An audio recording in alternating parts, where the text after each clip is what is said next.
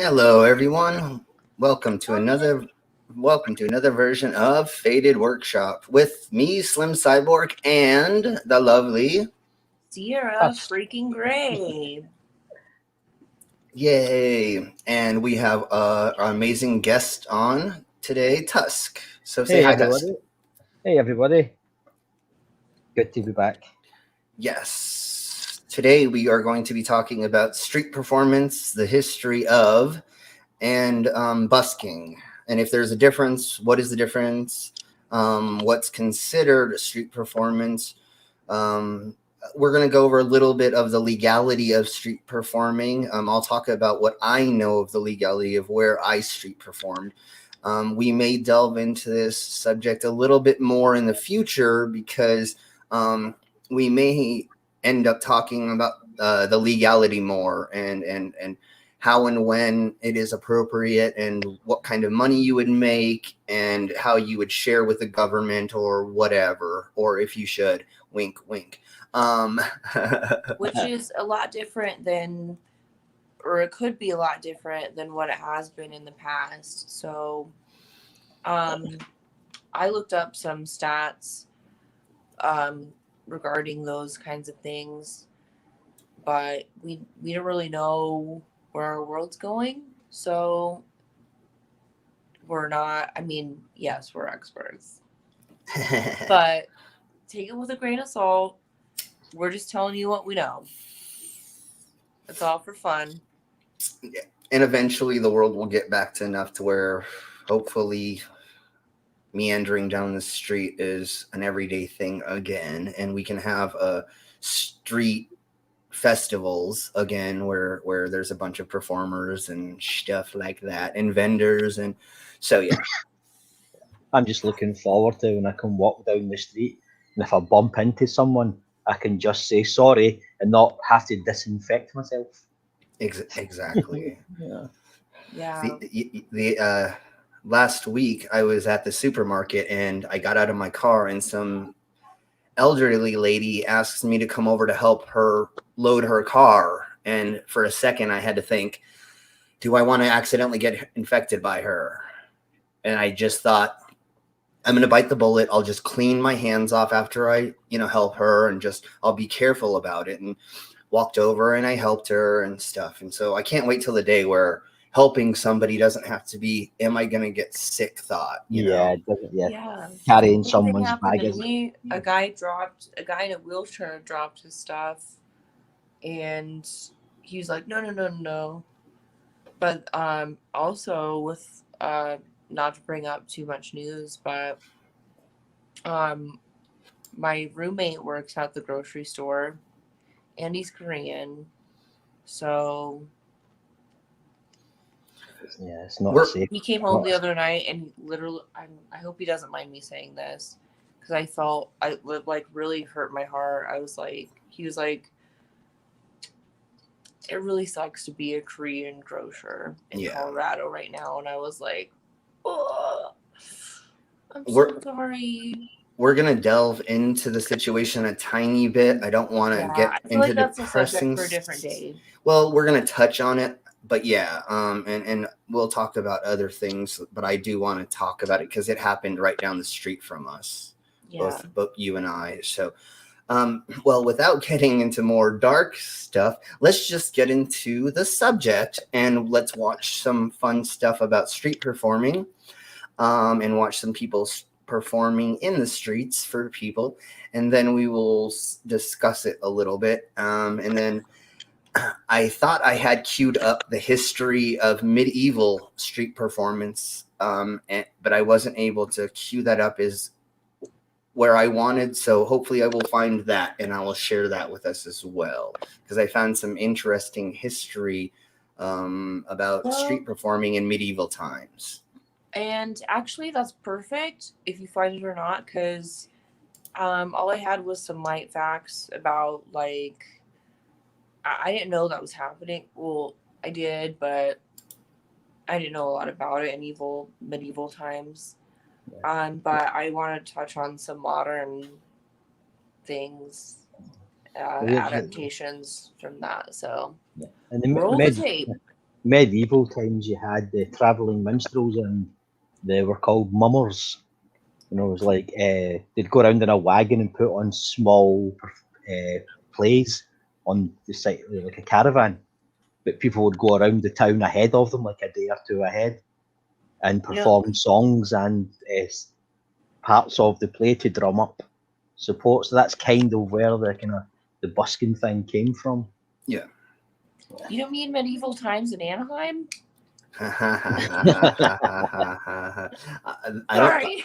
I don't know if anybody over there knows what that is. So over here we have a restaurant that's called Medieval Times. Yeah, I've seen it. Yeah. Okay. It's actually kind of fun. It's I mean, kind of cool. but yeah. Yeah, it's cool. Yeah, they stay in character the whole time and everything. Yeah. Yeah, and they do a jousting thing in front of you, and then the king Yeah. knights somebody, and a whole. Yeah. You had a whole show. You eat chicken, a whole chicken, but with your No hands. turkey legs and things. Yeah. And what you need.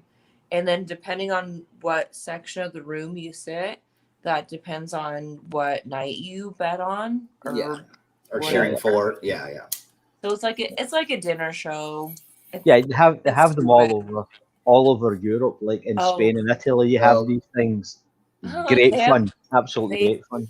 They've got a pirate one in Anaheim too, which is also, I think, kind of more fun. It's less stinky. I want to go to the There's no pirate horses. one. Oh, I want to go to the pirate one.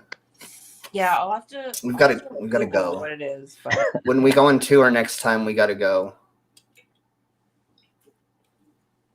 because we're probably gonna. If once we start touring again, we're definitely going through California. So. Oh hell yeah! Winchester Mansion. Oh yeah. Girl, Okay. I got you. Oh yeah, for sure, for sure. Okay, so let's watch some people doing what I would say they do best, because a lot of these people, the misconception about let's just say street performers is that they found something very easy to do to make money, and that is true to a very small percentage of them, but most of the time these people have spent years honing this skill and then being able to put it in front of thousands of people who can easily just boo you at any time. So it's not easy.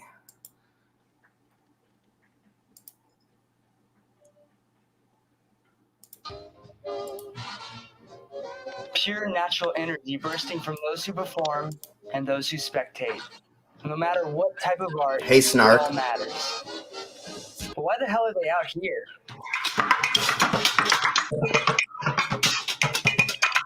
Couldn't there be a better outlet for their art? Why are they going to the street? Are they homeless? Are they poor? So I traveled across the United States looking for answers. I had to figure this one out. So in street performance, there's different. I know kinds him. of He's shows. really cool. Your passing hat guy. That's like a guy with a guitar or a musician, someone who leaves their hat open and people sort of throw money in as they pass by. Then you've got your guy who kind of wanders, right? Because you're not allowed to advertise money. Ah, Go ahead and say that one more time. Oh, sorry. Just fun fact. That's not to get into the boring like law stuff about it. As long as you're not advertising tips, but if people see an open guitar case or an open hat or a hat, something. You're technically not begging for money if You're just not allowed to have like a sign that's like, can I have money?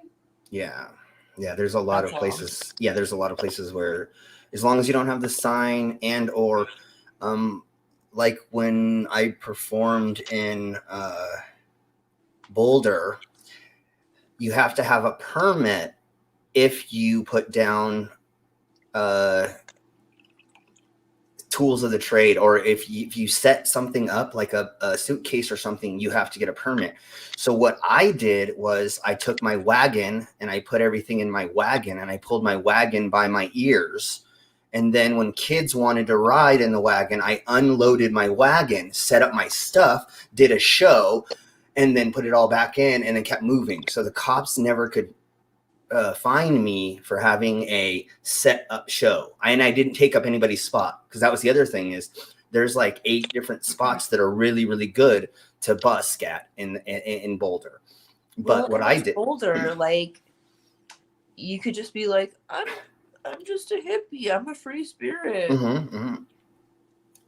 Anyway, well, what we told the cop, I only had one interaction with one cop. The rest of them saw me and like kind of did a wink and a nod, like, "Huh, I get how you figured out the loophole." Because what I did is I went into the permit office and I asked them, what are the specifications of why I have to get a permit? And they said, oh, if you put things down and you unload things and you'd have stuff on the ground, then you have to. And I said, oh, so that means if I'm portable, I technically don't have to, like a balloon tire.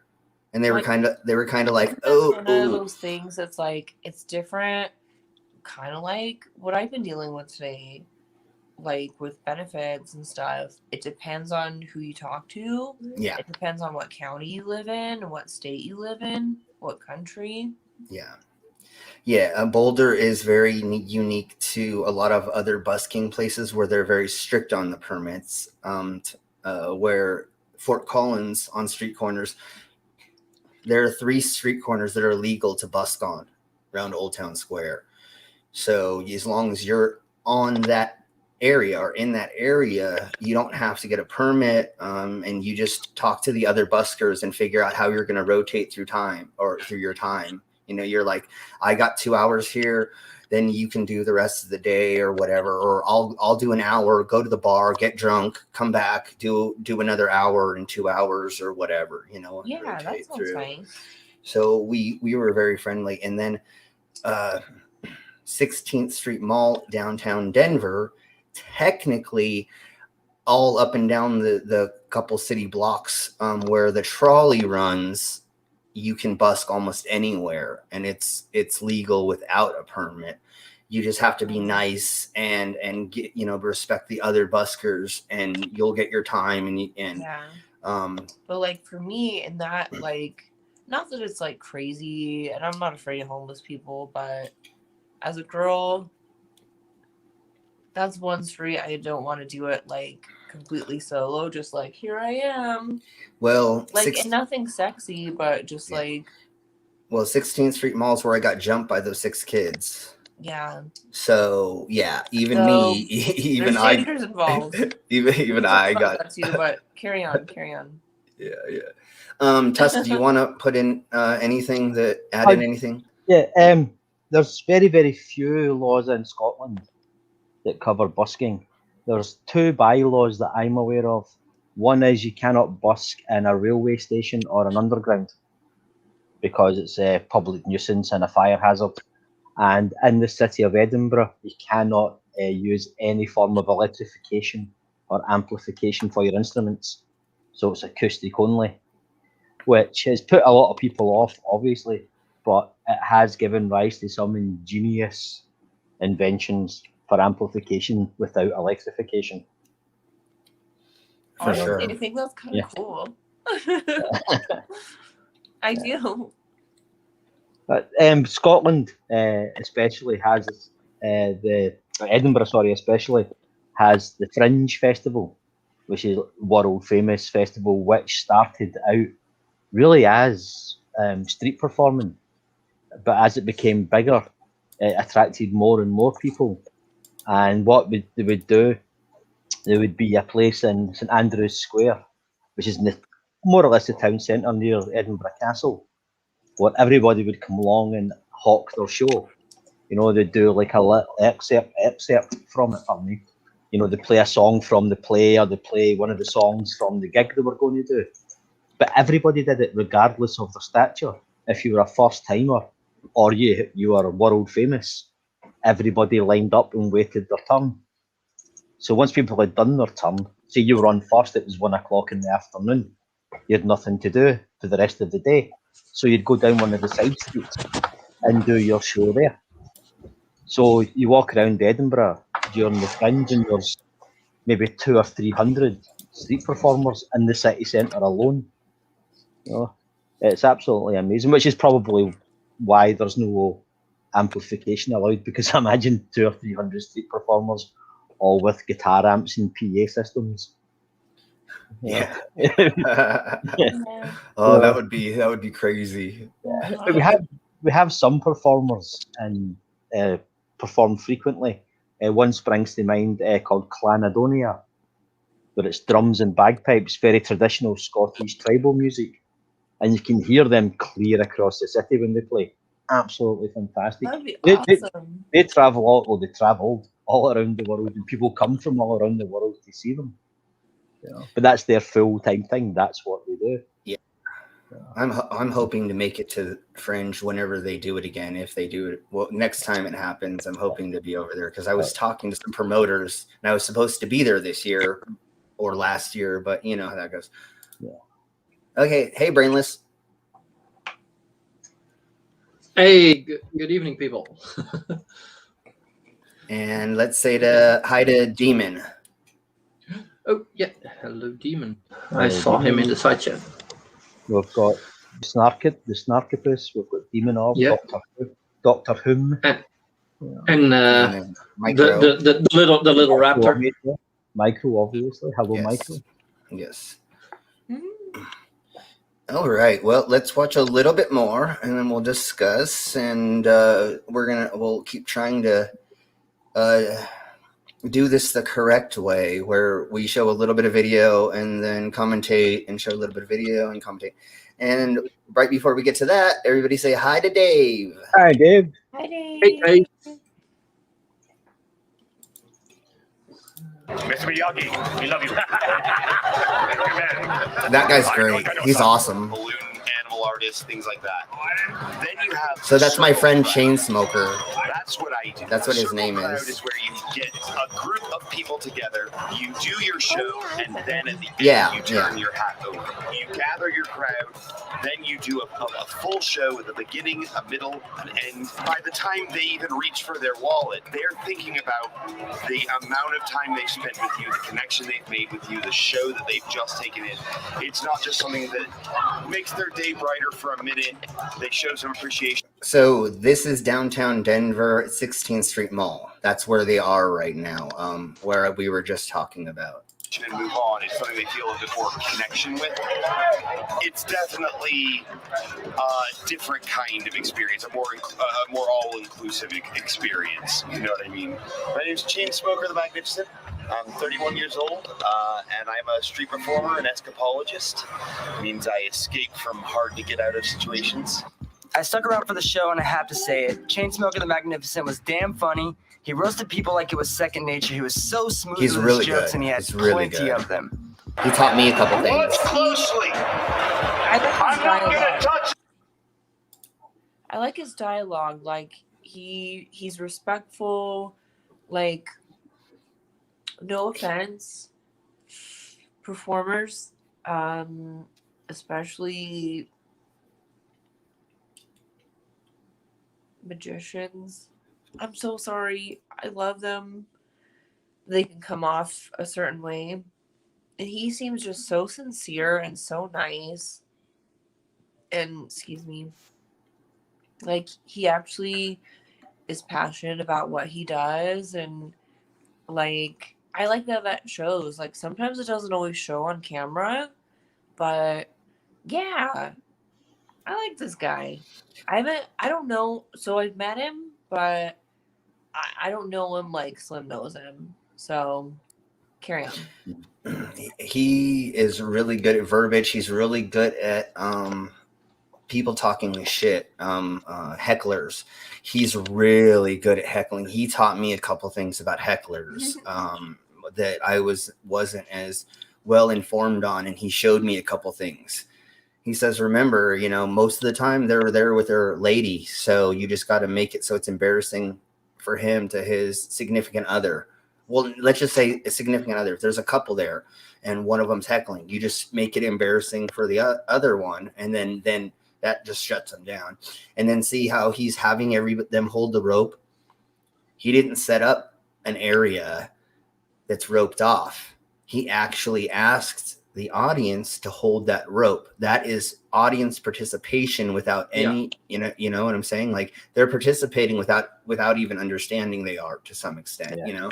And also he's got them captive. They can't walk away now.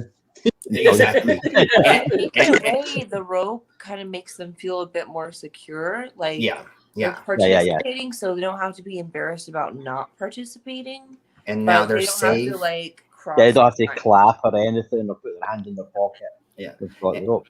And if you grab the father of a family of 8, then they're stuck there. And you're not going. You're not letting that rope go. There used to be I like this card girl magician. in the front with the crossed arms. The little black girl. She's like, you better impress The girl with the curly I've hair. seen She's like this.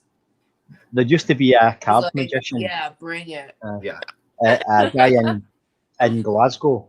It was Jerry Sadovitz, he was called, and he was the most Jewish-looking guy you've ever seen, you know. But he played on that. He was hilarious. He was very abrasive and very aggressive. That was his act. You know, he'd set his card table up on Argyle Street in Glasgow, which is a big shopping area, Saturday afternoon, and he would like shout at people as they went past. He was a brilliant close-up card trick magician, absolutely brilliant. But he would do terrible things. If somebody would go past and say, pick a card, and they'd pick a card and they go, right, fuck off. You go, what? You heard? Go on, fuck off. And people, what are you talking about? Now, this is a guy, he's about 6'6", with a big top hat on, curly hair down to his waist, and he'd get up from behind his table and he would chase them down the street. You know, these poor people, you know. But he had his own TV show for a while, but it was far too abrasive, and they took him off the air after like half of one series. But he couldn't care less. He's a street performer first and foremost. That's what he loved. You know? But he became infamous. Like other buskers would see him coming and go, "Oh no," you know, because he would bring in like a huge crowd and leave you with nothing. Yeah. You know? Yeah. I don't mean to sound uneducated, but I don't really take Scotland for like a popular city for buskers. Oh, you'd be amazed.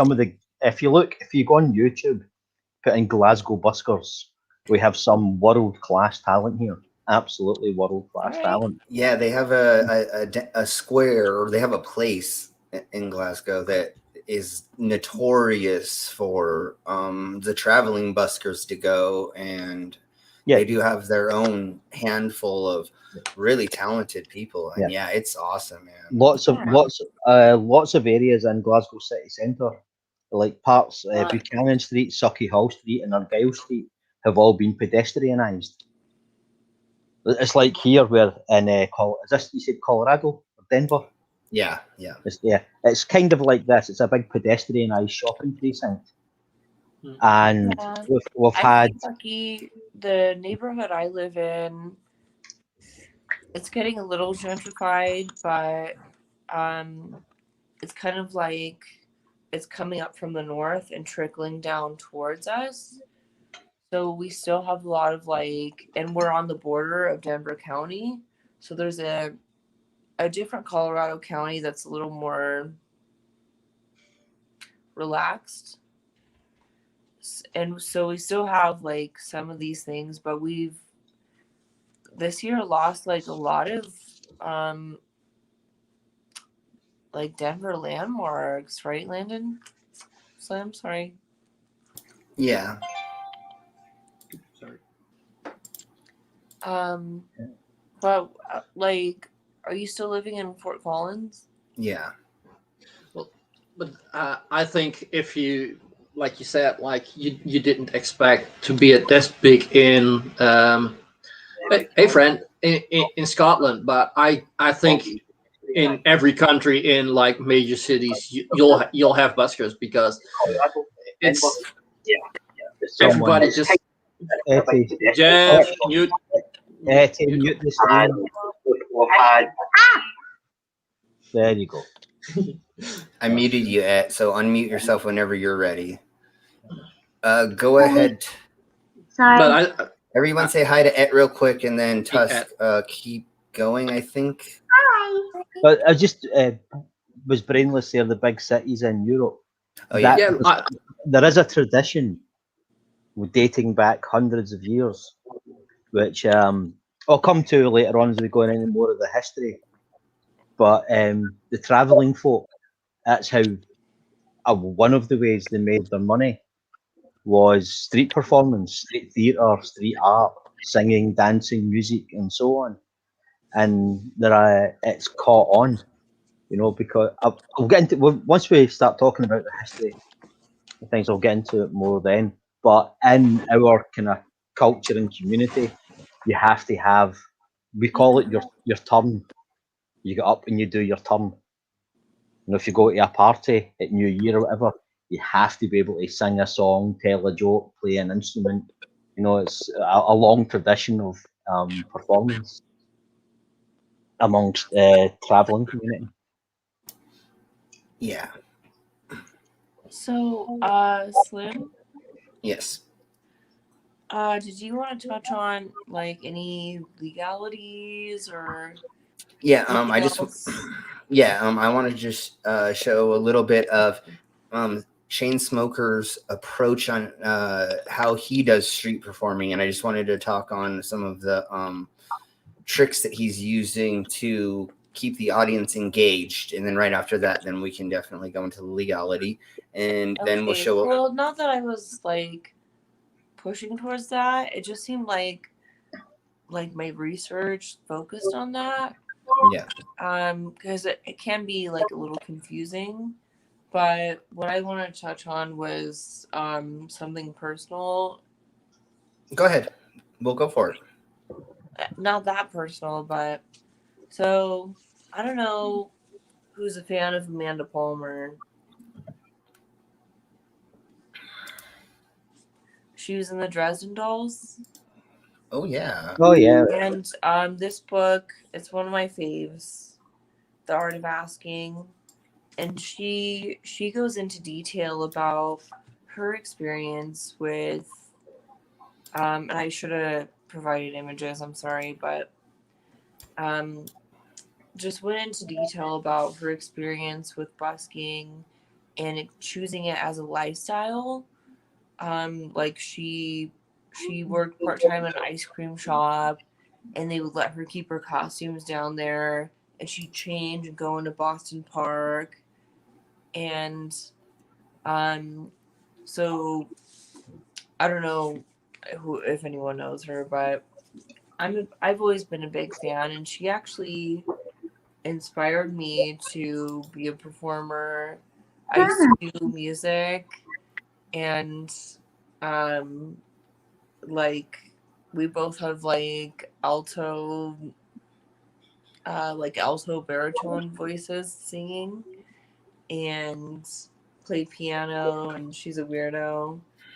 But she was speaking about her experiences live performing, and she would be this tall bride, like stand up on a crate but have like a long bride outfit, white face, and everyone that would tip her, she would give them a flower and like try to make a connection with them. And she saw it, well, she explains it as an exchange. I got excited, so I ticked. We're not all human after all. Yes. I'm not. But she explained it as that if someone would give her that, she would, in return, give them a little flower. And people would return and turn. And she took a break from it, did like this punk rock band for forever. I don't know. Nobody knows who the Dresden Dolls are, but that's okay. I would know who they are. I just didn't recognize the name. think They were on work tour. They were weird. But wait, so, just one so she got engaged to Neil Gaiman, the author. Oh no, Neil Gaiman. I've actually met Yes. Neil Gaiman a couple of times. So there's a chapter in this book where she writes about being nervous about being like tethered to him, and she wanted to make this big romantic gesture that she was both proud of and felt a bit embarrassed about. So she put on her old like bride's thing, like her old costume, and like reached out, like she would reach out like this. Oh wait, you can't see me. Like this. You know, and like make a gesture, like a human statue kind of thing. And just like hearing her write so poignantly about that, like Slim and I don't do anything like that. But it when he mentioned busking, that was the first thing I thought of, like that chapter when she's writing about feeling a bit insecure, like, oh my god, like I'm engaged to Neil Gaiman and I'm just like some indie musician from Boston that used to be a street performer, and he appreciates the street performance I used to do. I can totally relate to that.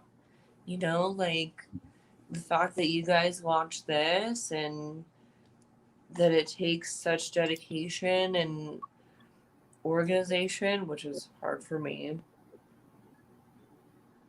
And it's put on by weirdos like us that are equally as brilliant as we are not, if that makes sense. Yeah. I think that's really cool. That was my little show and tell I brought to the table. So somebody asked me a while ago about, said if I could have, like a stable life, good mental health, and just be an organized together person with a career and everything, but I had to give up music and performing as the price for all that, would I do it? Absolutely not. No. I mean, I've been in that position too. I mean, I could have got a tan and fake boobs and gave up everything I was. Me too, honey. Or like when I was dating Sean, I was dating a photographer that was horrible. He was like, do this and do that, and you're weird for doing sideshow, and your burlesque is weird, and you're never pretty enough, and your style sucks.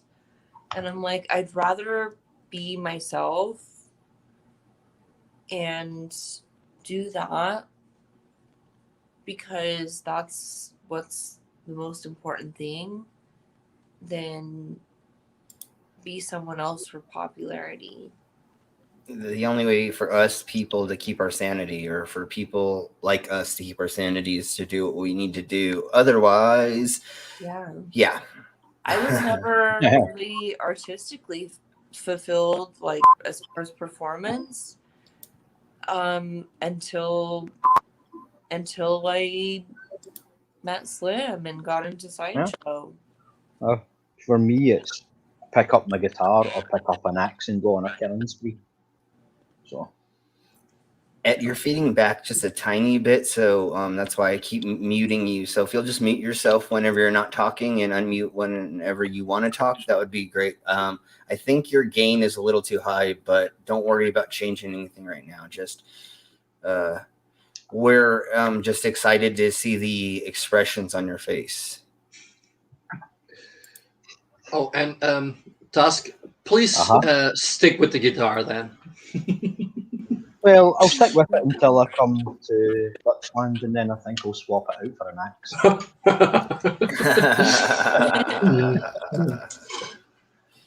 No, swap it out for an air rifle, then we can do much more damage with an axe. I don't have to reload for a start. Yeah, that's very true. I'm not talking about damage. I'm talking about sportsmanship. No, we kill axes and stuff. I live with all boys, so when you go on a rampage, sportsmanship goes out the window. I wish I lived with a girl, but We got. Yeah, me Oh too. my gosh. I'm dating this boy. Sorry, I just have to brag. I'm dating this boy. A man. His dad got me a custom bow and arrow set. Oh, very nice. Nice. Nice. I was actually just talking about archery last night with Etty. I was never much Because we into have a archery target thing in the backyard. because I'm a hunter in but bow hunting is illegal in the UK. But I've always wanted a Bull proper hunting? yeah. I've wanted a proper compound bow, like maybe a 350-pound bull. But I'm you not can't. strong no, enough for a compound bull. Mine's like, it's kind of like a kid's bow. like a recurve. I don't have A the upper body strength for compound bow. that anymore. We're getting slightly off subject here, but a compound Sorry. bow is actually easier to use than a recurve. I'm just happy you know what a compound bow is. Anyways, back to Sorry, back busking. to what we're talking about. Yeah. So let's watch one of my friends do his craft, and then we'll talk a little bit about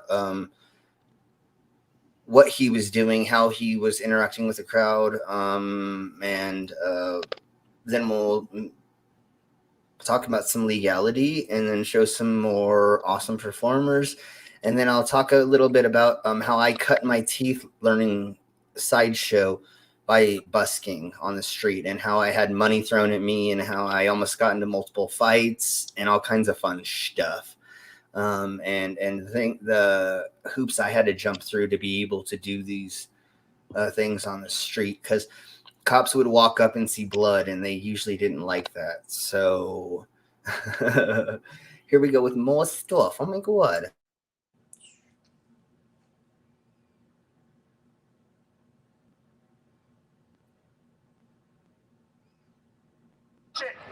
In fact, you pretty pink-haired girl, will you come up here and touch it? Relax, I'm only talking about my deck. His ability to do improv jokes was impressive, but that's not what impressed me the most about him. What was most impressive is that he could pull a crowd out of nowhere. While we were standing on a street corner, he assured me that within 10 minutes' time, he would have a crowd in front of him. Within 20 minutes' time, he would be paid. Basically just standing on a street corner, telling jokes. He used what he called the rope technique. Multiple lanes of foot traffic converging in one sort of place. You've got good line of sight down either way. You can see people coming. They can see you from a ways off. How you blend into an environment, what else is around you, the other performers that are around you. You want to keep a good rapport with them. So if you're a musician, maybe don't set up right next to another musician. You know what I mean? If you're a bagpiper, maybe don't set up within 3 blocks of anyone. The closer you can get them to your sort of front row, the more they're connected they are to the show, the more invested they are, and honestly, the more people wind up showing up. There is a magic trick to summoning an audience. What's the magic trick? If you're going to include this in your documentary, you're welcome to. I just want credit because this is something I invented. Sure. This is a way of summoning an audience from thin air.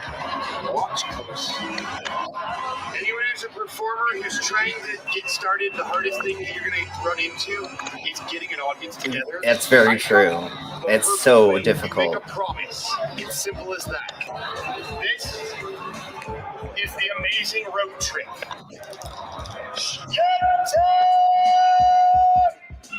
Watch the rope! Watch the rope! Watch the rope! Watch the rope! The rope is going to do a trick!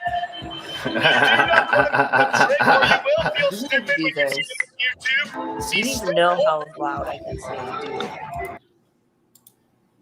Go ahead. I'm just saying, you don't even know how loud I can sing. Yeah. No, but this is pretty ingenious what he does. And there is, so when I do my show, I have a bag, I have a pillowcase full of broken glass. And what I do is I bring out the bag like it's shaking, like there's something inside, like feral kind of. Snake? Yeah, or something, right? And I have it shaking. And then what I do is I put it on the stage and I go, stay there, stay. And then I look at somebody in the audience or the closest person to me, and I ask them to watch that bag and make sure it doesn't go anywhere because it likes. You should put a little vibrator in the middle. Yeah. So that it actually kind of moves, or like So those that little it's still ball, kinda like- that the little ball that rolls around for the dogs or whatever, Yeah. Or one that's on random, or I have a little remote control that will make it or something. But that's how I start building my audience, is while we're setting up, I put the bag down and I ask somebody to watch it. And then what happens is as they're watching the bag, people come up and go, "What the fuck are you doing?" And he's like, there's something in that bag. And then everybody's watching this bag. And then then I can start my show. So we used to have a performer in Glasgow. He's gone now, unfortunately.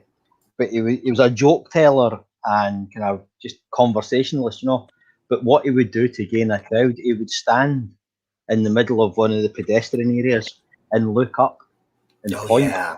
And people would stop to see what he was pointing at. And people were convinced they could see what he was pointing at. Yeah. There was obviously nothing there. But once he had a crowd of 20, 30 people, he would start chatting to them. And then you realise you've been fooled. You've been sucked into this thing. You've been tricked. But it was such a good trick, you didn't mind. Yeah. You're quite happy. Oh, well, you fooled me. Okay, go on then, entertain me. Exactly, because like we say, for people that show up to the carnival, they want to be tricked. They don't care if you're a snake oil salesman, because you went there to have that fun. So you're not pissed off when we trick you, because that's what you came there for. Walking down the street, you're not expected to be in that mindset. But when that happens, you're kind of like, oh, we're on vacation with the family. We're having fun. Oh, that was entertaining. Okay, well, let's go along with it. Well, and the benefit of our generation-ish of entertainers is people don't feel as pressured because there's less people to do that. And there's kind of a clearer and thicker line between automatically being able to see who's just a crazy homeless person and whom's like a freak show performer or a street show performer, Yeah. I find this a lot. People are a bit more open and likely to be polite, I think. Yeah. Well, especially when I'm and that's watching coming from me. I can't speak the same for Slim because we look a lot different, so we get different reactions. Yeah, Slim wears less lipstick. That I found a lot with, especially American performers. It's like it was said at the beginning of the show. People think it's you just find an easy way of making money. That people think like the living statues is easy. It's like you try standing still for 6 hours, with people throwing things at you and so on. But sometimes it is very difficult to tell who's a street performer and who's just out on the street. I mean, I could have been. I say this all the time. I could have been hella rich if I wasn't an artist. I could just get extensions, get a tan, be a trophy very wife. rich guy. Be a trophy wife for some guy. What kind of life is that? Well, this is my life. I never had that cooler and prettier. And I'm not pretty enough to be anybody's trophy wife, but my trophy although if someone did come up and say, I'm stupidly rich, blah blah blah, I'd be on that white on rice. Anyway. But then you'll make Jeff's. Yeah, but I'd send her a check once a month. There you go. Would you be my sugar daddy then? No, I would just send you a check once a month. Would you pay All right, me in honeycomb? Yes. Is my feedback a little bit better now? Yeah. We'll work on the settings because face rig. I know this audio settings are a little annoying, so you and I will sit her down and do that. I think you and I need to do a face rig show ourselves where you're the owl and I am another animal, and then we do a stupid Yay! show. So we'll I get would the love that. Hey everyone, yes. would you mind if I took a pee real quick? Take a Riley. Yeah. Well, It's called It's yeah. It's called taking a Riley in the community. So yeah, just always ask if you can take a Riley, and go for it. Go for it. If you want, you can And grab my cat? yeah, you can grab your pussy. no, don't I grab know. him by the pussy. No, I didn't say grab her by that. I said that you can grab yours. It's her consent to grab her own. That's true. That's true. That's true. So while she's there, Sierra knows this gentleman. So I'm gonna play some more because I believe she already knows what happens, and if not, we'll be discussing it. I want to show what he's getting at and how he's using mentalism to some extent to get the crowd. I lay the rope down like so. This is the first step. Step 2. I bang on my case. Keep forgetting step 3. Let's try this. Do me a favor. You guys over here. Squeeze on in a little bit closer, right up to that line. Watch close. Like I said, first the rope goes down. Second, I bang on the case. You're trying to get your toes in as close to that yellow line as you can get. Squeeze on in nice and snug. Watch close. Do me a favor. You men, squeezing closer. I'm a big fan. I loved you on Jersey Shore. I just remembered step 3. I finally remembered it. Step 3, I get you guys standing around in a circle. And just like that, a big audience appear out of thin air. I like to start my show off with a dumb joke. That's why I'm glad you walked up, man. What's your name? On the way home, you do me a favor, Jonah. Grab any one of those you like, anyone at all. Look at it, memorize it, get it in your head. Now watch closely. You guys in the back, squeeze on in. They're playing cards, not billboards. Watch closely. Jonah, I'm going to go ahead and take your card. We're going to slide it about in the middle of the deck like that. Now, every time you snap, your card's going to jump right to the very tip top of the deck. So do me a favor. Snap your fingers. And just like that, it rises to the top. Now, watch closely, guys. I'm going to take it. We're going to bend it over just like so. I know, dude, it reminds me of prison, too. Off the deck like so. I'll put it right there. You see it's all popped up, Jonah? That's what she said. Now watch closely. Maybe she didn't. He looked a little embarrassed when I said that. Watch closely, guys. Watch closely. You guys see where his card went about in the middle of the deck? I want you to do me a favor. Watch the top of the deck. Snap your fingers. And just like that, it jumps through the other cards to the top of the deck. I mean, the man was banging on a suitcase and yelling at people. He did a couple of magic tricks with some cards, and he had a crowd. Now, how is he going to hold that crowd? I want to let you know right now, my grand finale is the most exciting and I'm going to pause this for just a second. They didn't go over how he got people to hold the rope, and that's a whole nother thing. I think they chopped that out because he didn't want them to show that. I believe we're going to go see his straitjacket escape, and he is one of the people who taught me how to do the straitjacket escape. Hold on. I'm interested to see this. Right, I so am. either he's played Edinburgh, and I've seen him play in Edinburgh, Nope, or someone she's in not into it Edinburgh. today. I'm sorry. She's like, Either, nope, either, more snacks. Yeah. Go. either he's played Edinburgh, and I've seen his act, or someone in Edinburgh has ripped him off. Oh yeah. He has traveled the world. I don't know when was the last time he was in Europe, but he's actually I know that he's been around the world. So Yeah. I think I saw him in the grass market about 4 years ago. you may have seen him. He's that talented. There's I remember just someone laying a rope down on the street and making a big deal about don't step over my rope. My rope's very sensitive and all that sort of thing. And that was, Yeah, so either someone's stolen his act or I've actually saw him.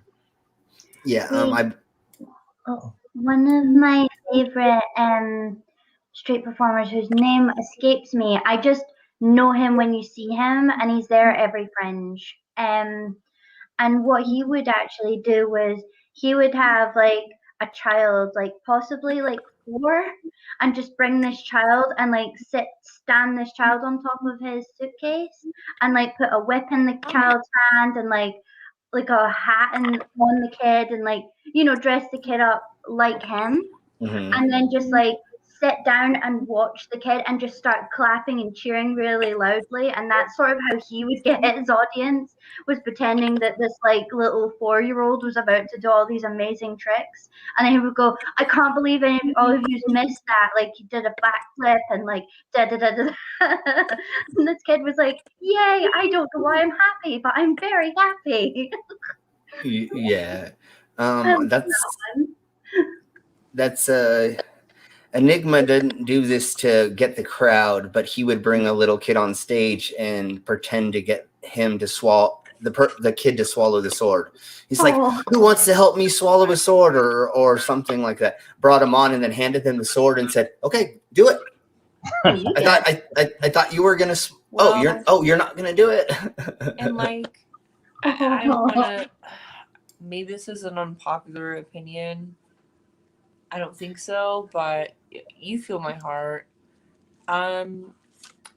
His height of popularity was in a different time, and things are so much more sensitive now that I'm glad that you and I and all of us that have like joined together to like speak with each other. Like, yes, I really appreciate that, and I hope you understand that me and Slim, like, as much as we want to be representative of how strong humankind can be, or Borg kind can be. Oh, cyborg, sorry. Borg. You're a Borg at this point.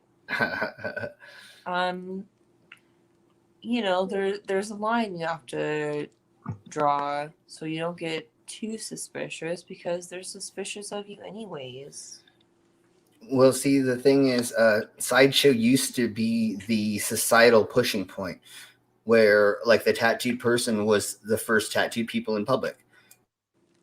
Yeah. Now we're the first trans beings, in betweens. We're like, what are we again? Yeah, but we're pushing non defined sexism into obscurism to some. I don't know. I may have not put that right, but I go on stage to gender bend to help push societal norms to seeing more. That's where Slim and I kind of meet in the middle. Like, he's not afraid to. He has this I wouldn't say feminine, but non-binary side, and I guess I kind of do too. That's why me and Serena kind of but at the same time, I am super feminine and sexual, but not in the same way a lot of my friends are. Yeah. It's always been the role of the performer to challenge. Well, and as far as Sideshow goes, there's no other girls that look like me, and I Slim, you've heard this a million times. Like, a big thing for me is like, I like my aesthetic. It feels like me. It feels comfortable. Whatever. I do want more like modifications that maybe you can't see, but that are extreme. But when little blonde girls come up to me and I'm like, hey, you can do whatever. You can rule the world. I mean, don't try this at home. Clearly. Yeah. I think it was girl. David Bowie that said it. He said, as soon as you feel comfortable with whatever yourself it is that you want to do, you don't have to look a certain way. And Slim doesn't have to look a certain way. he gets more pussy than I do. Am I allowed to say that? Sorry. Yeah, we can say whatever. This is an adult channel, so we can say whatever. And It's thank you for true. saying that. It's Well, true. any's more than none. I'm like a housewife right now. He's like, I wish. It was that way before the whole virus thing was happening, but well, yeah. we'll Yeah. figure something out. Yeah. And then there's me sitting here with a guy. Yeah, if you're up on stage and Ah, I you're, fucked him. yeah, if you're up on stage, you're now the alpha. Everyone's watching you. You know, you don't have to be the big strong guy. You're up there. You're the focus of attention. Yeah. Well, and when you lift weights from your nipples and you swallow a huge sword, and then I mean, you don't have to be the most masculine person in the room because you're the most hardcore. Yeah, exactly. Yeah. So The what's the so role strange of in the anyway, whether it's patients hanging weights from your nipples, getting a bear trap in your hand, walking on glass, Eating crickets. Yeah, I quite like that. eating rotten mealworms when they didn't have crickets at the store. Oh God, that was so horrible. Oh my God. Oh God, we have Tell okay, the yeah. story. Tell the story. Tell the story. Then you're the man. Okay, so we have this like awesome like private. This was like what 2009. Yeah. So we have this awesome private party, and last minute I was like, oh, I don't mind eating crickets. I'll just like pick some up from the store. And I went to 2 locations and they didn't have crickets. And the last one, they only had mealworms. And I was like,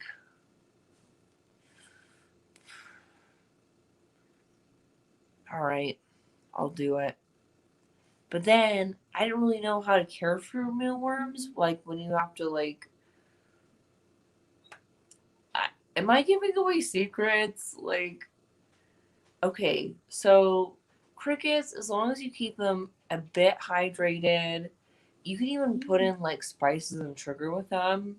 Mealworms, I had no idea what to do. So it was like a few hours into the night, and I didn't like care for my mealworms properly. Yeah. And Slim was like, I'm so sorry, my farts must smell so bad. And I was like, I don't think it's your farts. I think it's the mealworms because they were dying, and I didn't know how to take care of them. Well, I don't think they packaged them right, and I think they were half dead when they gave them to. I don't know, but just again, I could tell the girl was a teenager. Yeah. And again, just don't eat mealworms. It's no. crickets so only. I literally almost threw up. Like, yeah. It stunk up the whole green room. Yeah. And then poor Slim thought it was his farts. And I don't know how cyborgs fart anyways. So, and then like when we did the act and I did it, I was like, ooh. But I didn't throw up. I was not about to throw up in front of rich people. Yeah, because we were getting paid it really good for a private event. So like bugs, genuinely, but like some those were just had died. Yeah, they were. Yeah, they were tainted, or there was something wrong with them. Really quick, I want to bring this up or show this. Yes, Micro. Gender identity is not the same as gender expression. If I misspoke about something like that, then I'm sorry. But yeah, we understand that, and I hope everybody in the audience understands that there's a difference. And one of the next episodes soon that we're going to do for this, we are going to talk about gender identification and gender stuff, and we'll have you on, Micro, to help discuss that with us. Just what I was getting at is by being a public figure, I'd like to push the bounds of what the norms consider existence, so that they think that may be more normal, or that isn't the first time they think of it. If it becomes something that Congress starts talking about, that it's a little bit more norm to them. Here's a good example of that. Well, In the 1970s, right, David Bowie appeared on a music show in the UK called Top of the Pops. Right, it was just like who was in the top 20 or whatever. They'd come on, you'd perform your song or whatever, and he came on dressed up as he usually does in some bizarre outfit, and he went over to the guitarist Mick Ronson and put his arm around Mick Ronson's shoulders. Right. Now, at that time in the UK, that's what you did with your girlfriend, as she's mine. You put your arm around her shoulders. Yeah. So for a man to do that to another man on national TV was a huge deal. And he knew that perfectly well, knew what he was doing. But the next day, expecting outrage, he was very surprised to find that he had bricklayers, builders, and ditch diggers going, "Oh yeah, did you watch David Bowie last night on the TV? He looked fantastic." And it sort of became more accepted because it was him that did it. Yeah, if anybody else had did it, their career would be over. Oh yeah. But because it was him, was shown an open display of affection for another man. He got away with it, but he changed the paradigm completely. Exactly. That's really cool. I one of my new favorite novels. I haven't been reading as much, to be honest. I just been using this time for art and sleeping and cooking. But I did find this novel. I think it's called Mr. Galactic. It's like a short novel. It's really old. I could grab it. But this guy, he's like kind of this computer nerd, and there's a sudden war where they're like, we need everybody. And he loses his best friend, whom he's in love with, but he's afraid to come out to. And they sew his lover's arm into him. It's a whole story. I'll have to put it in the comments. Sorry. Yeah, if you definitely want to put that in the side chat or put it in the comments that we can repost, that'd be awesome. But for a 60s, what's the word? Trash novel. For him to be that progressive, and there's a lot of that's just the first part. There's so much gay stuff, but it's not. It's manly, natural. You know what I mean? Yeah. So, anyway, cool. Sorry. If you could write down what the name of the book is, or show us the cover in a little while.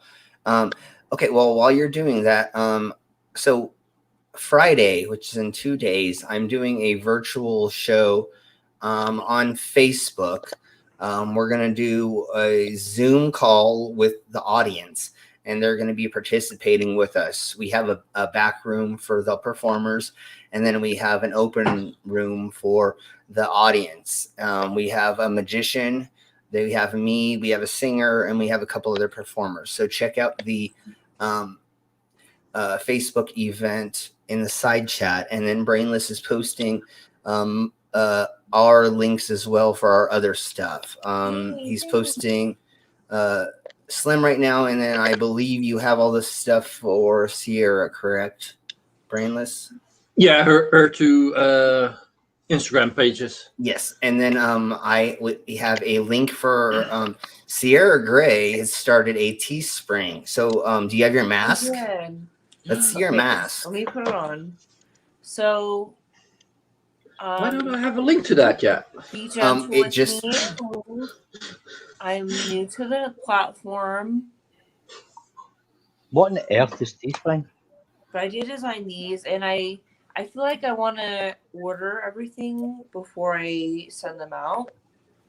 And I wanted to test these masks. Check it out. Oh, they look soft. So Teespring is a company that lets you design your own stuff without overhead. They take an okay percentage for each order, but you don't have to put up many money. You can just design your own wares. Oh, that's cool. And I think it's very cute. It's my colors. So for us I like broke green. performers, so I'm gonna post. I'm gonna post that link. I just wanted to check the quality before I promoted them. There's no But outlay. They're super soft. They're super thick. There's little space you can put an insert if you want to. So. Right, okay. And they're Well, I don't know. healthy. I was actually looking at something I wanted to buy the other today. It's a book from a place in the US, but they wanted $55 postage. I went, oh, that's a sore one. But I think Teespring has UK and Europe based stores as well. Like 2 extra. Yeah. I just wanted to order myself, like I said, to check the quality. So we could compare prices Let's put that. as far as shipping and get it back to each other. Because I do have to go to my D&D in a little bit. Not in a little bit, but like in 2 hours. But they are really like soft but sturdy. Oh. Yeah. See, I've been having sensory issues with some masks recently, so I've been having to work my way through different textures of masks. Yeah, me too. Well, I layer mine. And to be honest, I've got from other creators. I got some T-shirts from Teespring, and the quality is very nice. They are. It's a good thick material. It's not like a flimsy little stupid thing. I think I got a T-shirt. It was what's his name? Sarcastic Barman. Yeah. Because he hosted my music quiz. If you want one, I could give you these. Otherwise, you have to go through Teespring. I like the colours. It looks like 1986. Yeah, it's like yeah. I don't know how it's coming across on camera to you guys, but it's kind of like I don't know, soft pink. You can also do white. Gray. I like that. Yeah. Isn't it awful? And Demon Orb, we know you use a paper bag to not scare us. Thank you so much for being considerate. Yeah, we do Sorry for my huge confusion. Because there's somebody else with the demon name, that's it. My brain's stuck. I made the mistake once. Now I'm gonna keep doing it. I'm sorry, demon. Don't worry, Irish Demon doesn't watch our streams. My brain just totally farted. It's fine. He's got 2 big britches for us. Yeah, Floss is in Australia. Hair day though. 3 o'clock in the morning. Sorry. Okay, let's watch a little bit more of this. Carry on. All right. Let's watch a little bit more of this, and then I've got a bunch of other videos to show of street performers, and we can actually talk over those ones because their verbiage or what they're saying or the music doesn't really matter, and I don't want to be copyright struck 100 times like we normally get. So dangerous stunt. You will see dangerous for me. Don't worry. Guys, I am not risking my life for your amusement. Step 1, I get the rope over my shoulder. Step 2, I get the sleeves around my fat head and back in front of my body. Step 3, I get the rope off my neck, the jacket off my body. Faster! Make some noise!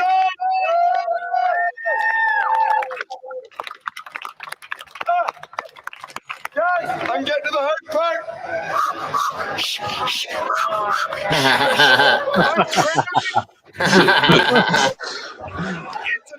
That was a lot more subtle than I've seen other street performers say. At least I think that last strap was really tight. That was Because in really order to get tight. up, to make my living and make you guys smile and cheer, I have to be willing to completely dislocate my own shoulder. Guys, that is my arm. Turn right 180 degrees. This hurts me as much as it would hurt any of you, which is to say a fucking lot. Guys, it especially hurts when I have to go the rest of the 180 to make it a full 360 and put this thing back. Guys, do not leave now. It only makes you look cheap. My name is James Smith. I hail from Dublin, Ireland. I mean, the guy dislocated his shoulder. How crazy is that? Oh, they In fact, stopped. I find it Okay. Yeah, that's the only way to get out of a straitjacket is to dislocate your shoulder.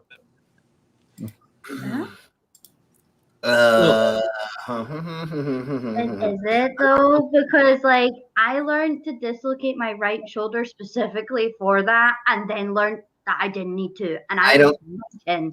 If you have I a real straitjacket, like a proper, like, Yeah. So Yeah. so a stage jacket's different. yeah. So the whole trick is that you get put inside of a straitjacket that is one size larger than you, or it fits different than a normal what they would. And the reason why you do the whole pretending to pop your shoulder out of socket is because you want to make it seem like nobody else could do it unless you could do that. Yeah. So It's it's just part of the I was act. fooled. Technically, Well, I the was- difference is I was 100% fooled. Yeah, it's like when you get arrested. So when you get arrested and the cops put the zip ties on your wrists, never put your wrists together. Always keep them slightly apart because it Yeah. gives you a little bit of wiggle room. yeah. And then this is when you dislocate your shoulder. Get your arms in front of you. You then tie your shoelaces together. You then use your shoelaces like a wire to get out of the. Yeah. You untie your shoes and you run. the difference is, that was all the show. Yeah. It's a very good show. He wasn't even trying to make it look hard. Yeah. You could see every unlock as he did it. Sorry, audience. Oh yeah, if you know what you're looking I for, won't go into detail but yeah. because we know what they are. Yeah. But If you know what you're looking for, you'll see the tricks. But this is his audience is people out shopping, out for lunch. Yeah. You know, they're not au fait with the performers, so they don't know the tricks. So they just see some guy, you know, maybe he's got something inside there he can make a snapping sound with. So Yeah. you know, Yeah, and he does. He has a clicker thingy kind of. he's got a clicker, yeah. But the other thing you've got to remember is there are people with their families there. The dad doesn't want to look like a dick to his kids by calling out the magician. Yeah. So just like when you are being hypnotized, you're going to go along with it because you don't want to be the person who doesn't. Mhm. You know, that ruins the show. Yeah. So even if you do see the little tricks or you're in the right angle to see the magic trick, you don't want to be the one who calls it out because then you look like the so everybody's just going to keep quiet. And that's the thing about performing on stage in front of people is if people paid money to come in there, they most likely want the show to go on. So they're not going to fuck with it. It's only the once in a blue moon that you have the heckler, and those are easy as fuck to get to shut up. They wanted the show to wait. Yeah. It's like in the Sorry, movies. Yeah, it's like in the movies. We know he's not really dead. He's just holding his Yeah, breath. because you know when they want the Yeah. show to really wait a long fucking time. Yeah. Everybody wants to delay the show. Yeah. So They're like, the show, everyone, right now. Again, and then if what they didn't show him doing was he held the audience there for another 10 minutes to take all of their money. He did not let anybody get away without getting their money. He made them not without being a dick. No, not without being horrible. He just said, hey, if you stood here, why are you not throwing something in my thing? Did I not entertain you? And then he talks about, hey, bro, was your significant other entertained? Okay, well, hey, were the kids he goes through the whole everybody, and he makes sure everybody feels like if you sat here. Indoor busking. Yeah. I get it. So yeah, well, I mean that. Why do you think I began stapling money to myself? Yeah, you don't want to go out with your date and look cheap. Yeah, You have to do one of these. Yeah, or that's how. I've been watching a lot of 80s sitcoms, so that's how you get the line and you get the money thrown in. Because no, you're right. I want to say about 50% of the time now, I get money thrown into the basket without getting stapled. So I'm still causing the revenue, for people to say, we're going to. I told you, I've been paid more for people to not staple me. Yeah. Especially like fancy. I had that one. Not like old dudes, but like. Yeah, I know it is. You know what I mean? Like young successfuls. I had. Like, I'm still a cool guy, even though I'm a businessman. Yeah. I'll give you $100 to not do that. Like, cool, thanks. Well, I once paid someone $2. I once paid someone $2 not to set their face on fire with lighter fluid. That was $2 a good shot. Kind of person. I was like, don't be fucking stupid. Him and I have to deal with both. There was a friend of mine. I used to live in a protest site. It was like in a hippie commune sort of thing. And during the Fringe Festival, people would come and live with us, like performers, because it was free and it was like a cool place to stay.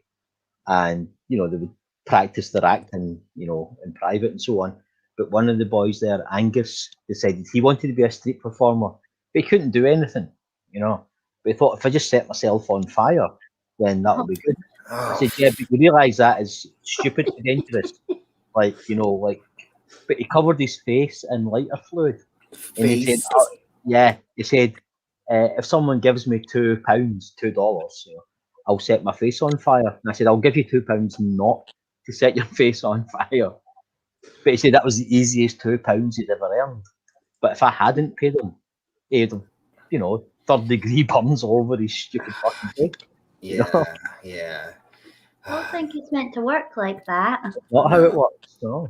I had somebody pay me $100 to not staple my junk, and I turned around and then got $100 to staple my junk. Yeah, that's the best. That isn't that people will pay you to do it, but people will pay you not to do it because they don't want you to see that. Yeah, exactly. It's so funny.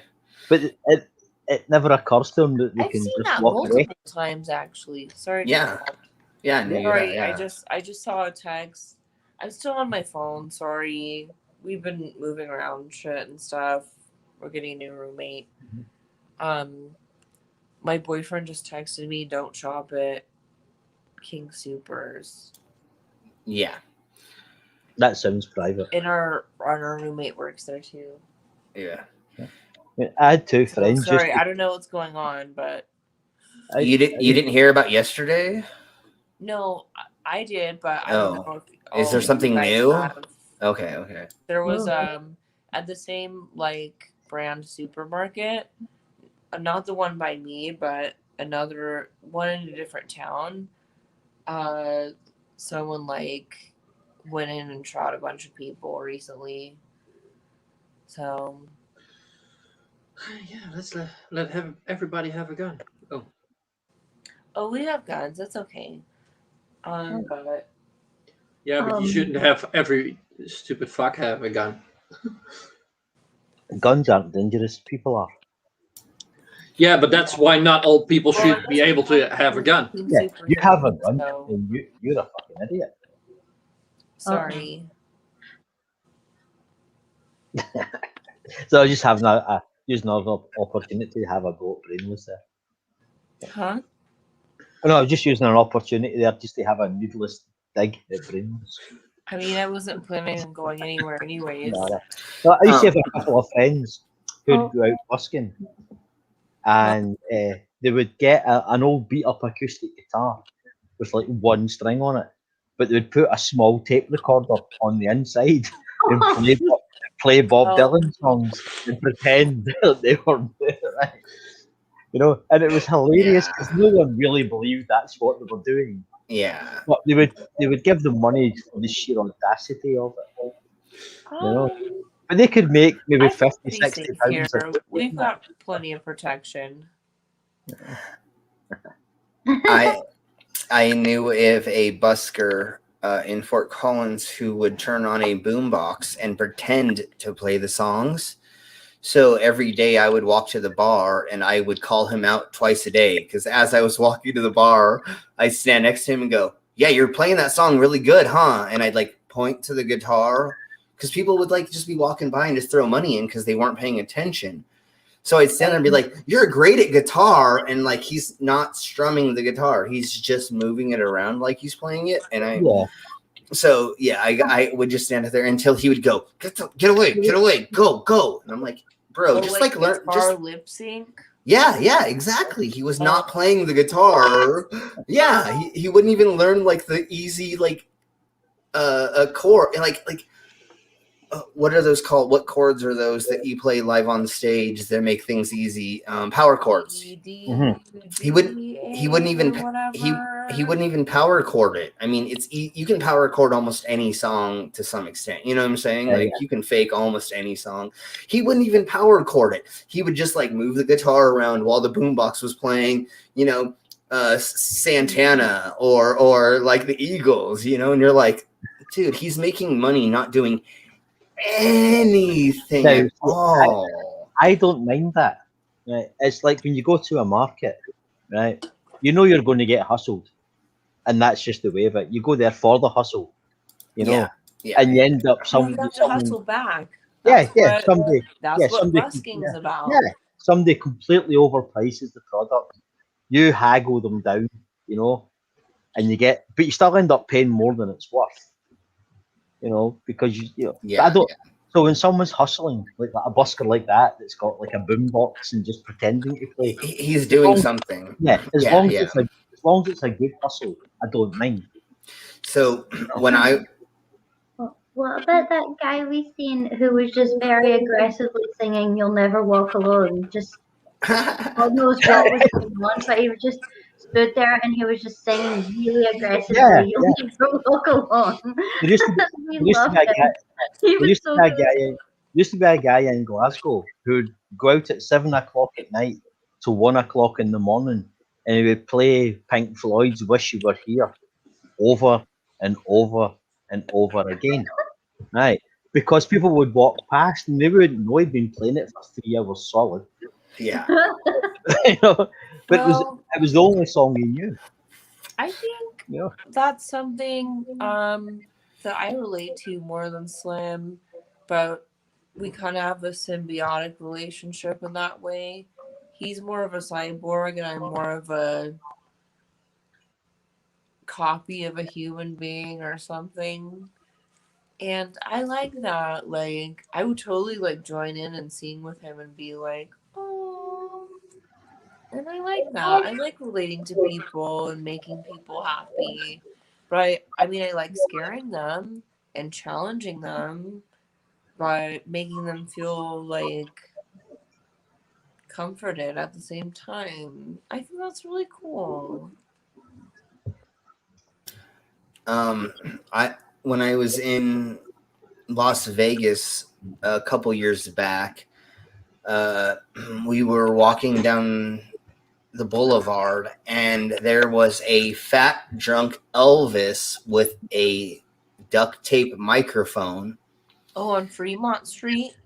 No, actually, it wasn't on Fremont. It was actually on the real. It wasn't on the side strip. It was on the main strip. Fremont is so much fun. But anyways, Sorry. he was drunk as crap, leaning back, and he was in a planter box with plants, and he was like leaning back in it. And as people walked by, he told them, "You suck, fuck you." Like he was just cussing at people walking by. That sounds brilliant. Exactly. So what I did was I let my friends go ahead of me, right? And I walked a block back, and I turned on my phone. So I had my phone on, and I was walking up to him like I didn't know what was going. You know what I'm saying? I was trying to like do a. So I walked up to him with my camera, and then he realized what was going on, and he starts putting up his cape because he had like the 1950s like blue suit on with the cape and shit. So he starts putting up his cape, and he goes, "Oh, I'm not gonna let you photo me unless you give me money." And I'm like, no, that's not how this works. I said, "You're in public. I get to record you and take photos of you all I want without your money." And I'm like, I'm a busker too, homie. So you're not trying to tell me something I don't know, because that's not how this works. I can't ask you to give me money if you take a photo of me.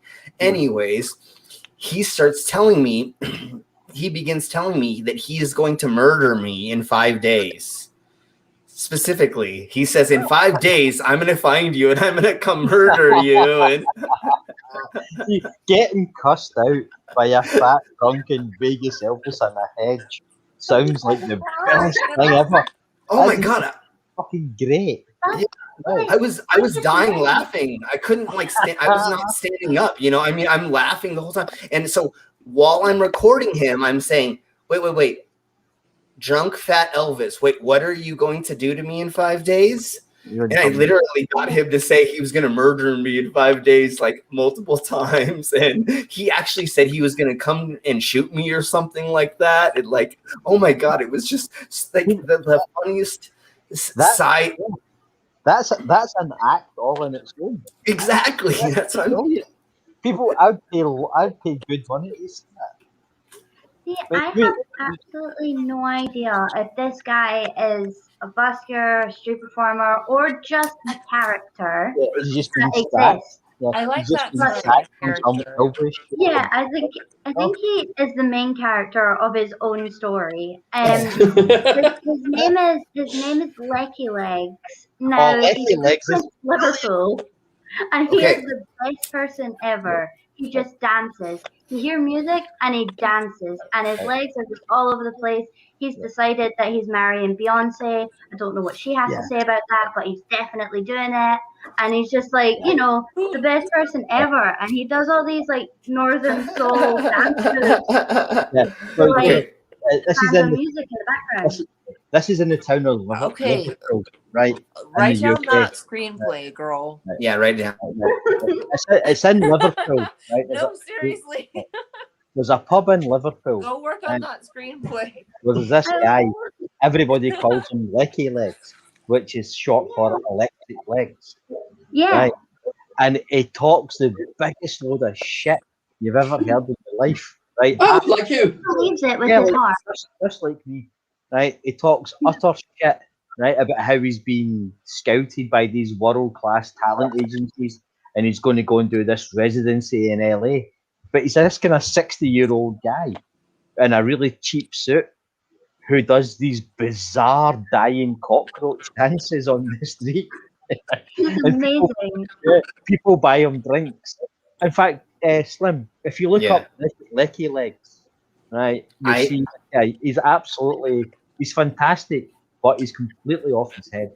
I think I know who you're speaking about. I think Yeah. I've seen video. He's not a of him. street performer. He's just Yeah. Is he not? But see what I mean? No, I was like, I don't know what he that's the thing. does, but You he's can't- just this character. it's difficult to tell if he's just a nutter or he is a street performer. Yeah. So everybody say hi and bye to Alien X right quick. Hi and bye, Alien. Alien's at work, so just stopping by. Thank you so much for stopping by, Alien. We'll talk and we'll play video games soon. We'll get that figured out and we'll play games soon. It's always Well, good to see you. We've got to do Phasmagoria together, so Lecky Legs is a lot like Octavia Docherty. Yes. okay. Right. But that's another story. So let me finish my story because sorry. this was more than just a one-day experience. Yeah, that's what makes this so much fun. So I forgot about this. I was drunk, obviously, while this was happening as well, but I wasn't as drunk as him. I don't know, because I was in Las Vegas, so I can't claim that I wasn't. But anyways, You should be. I was sloshed. Anyways, the next day, I forgot about this, right? Like, again, I was drunk. So we're walking down the strip again. And because everybody wanted to go down the strip again. So as we're walking down the strip, guess what I see? Drunk Elvis again. And he's leaning against a post or something. He's not leaning in a planter this time.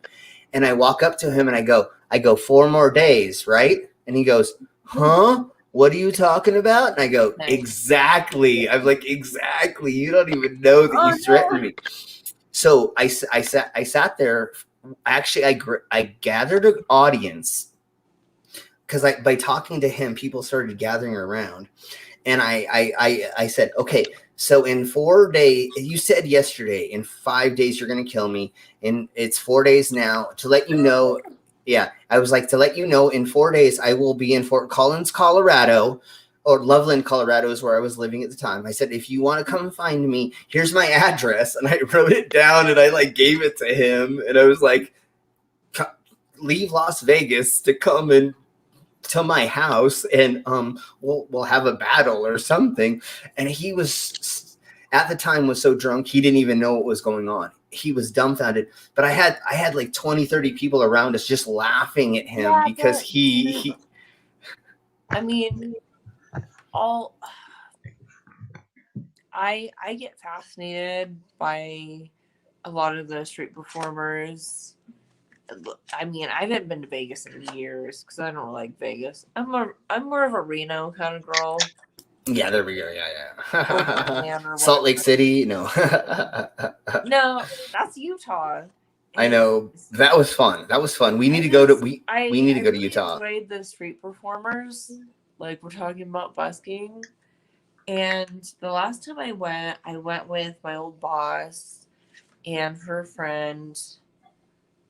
It was okay. Did you go to Fremont? No. I only went to Fremont when let's see. Not with those girls. With you guys and then a couple other times. See, that's where I'd so much rather go to Fremont. That's where the fun we went is. to that hip hop bar.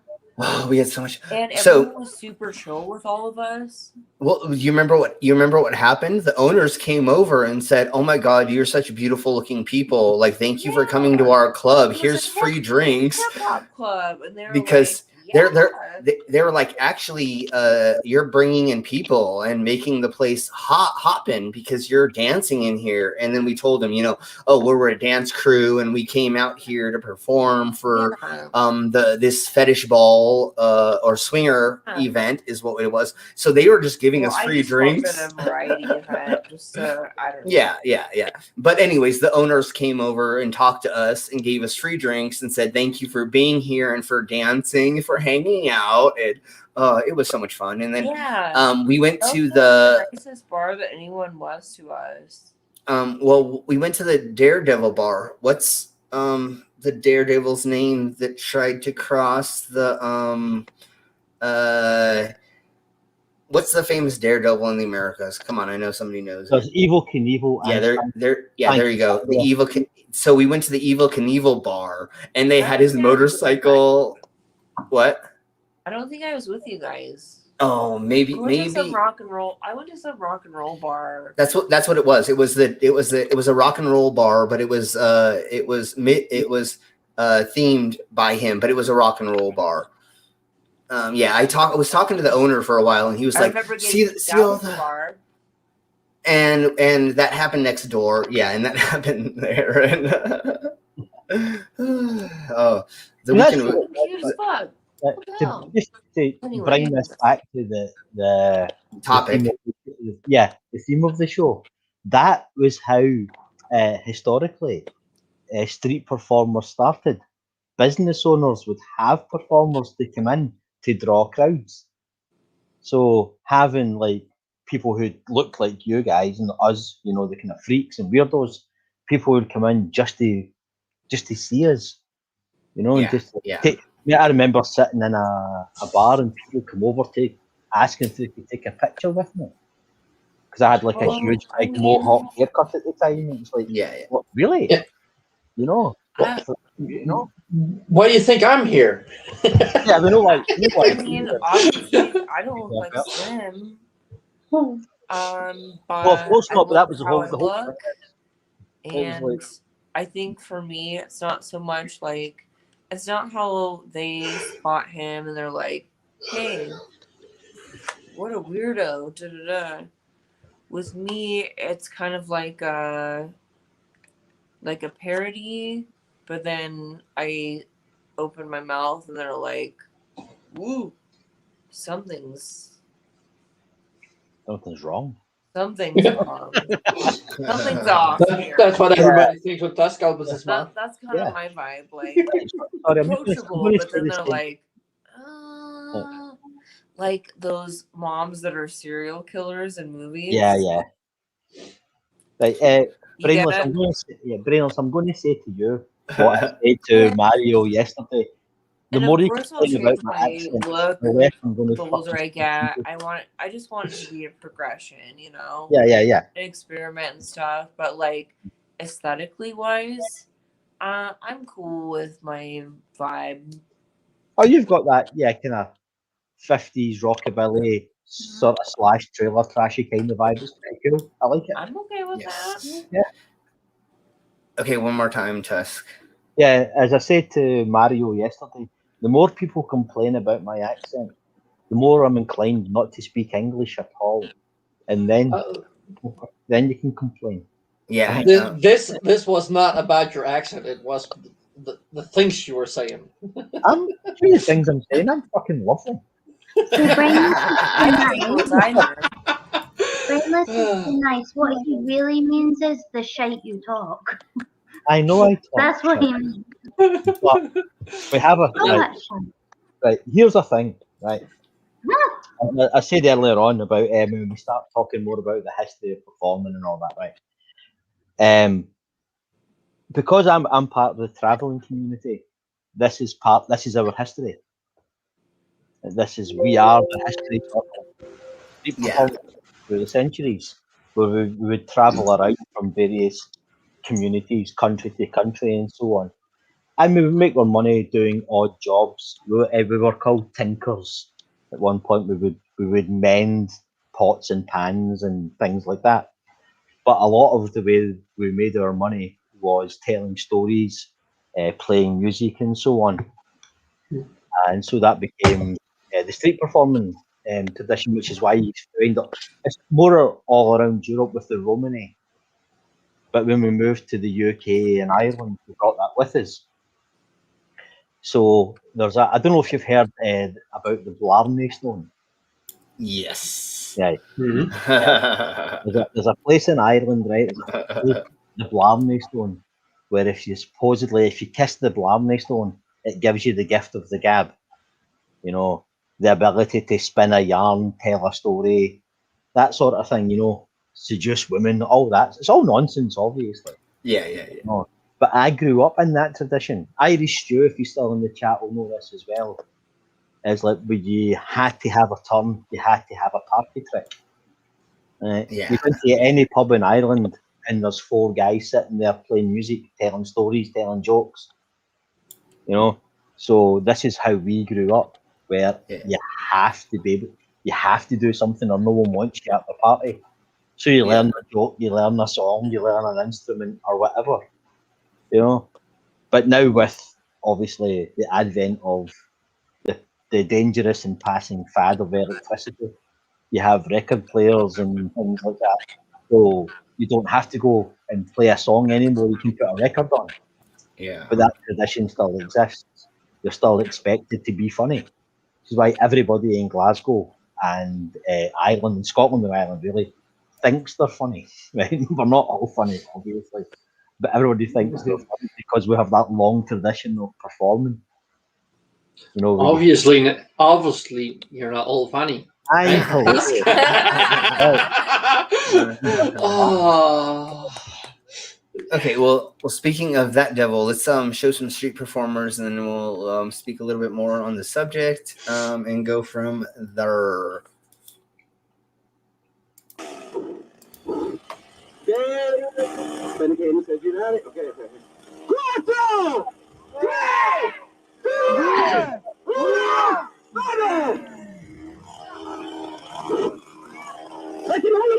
A questo momento c'è un applauso spontaneo da parte del pubblico. Dai, non mi faccio bene, possiamo fare un po' foto. Faccio un po' di lancio, lo chiudo bene. Insult first.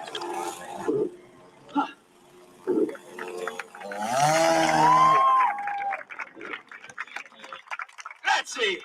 Okay.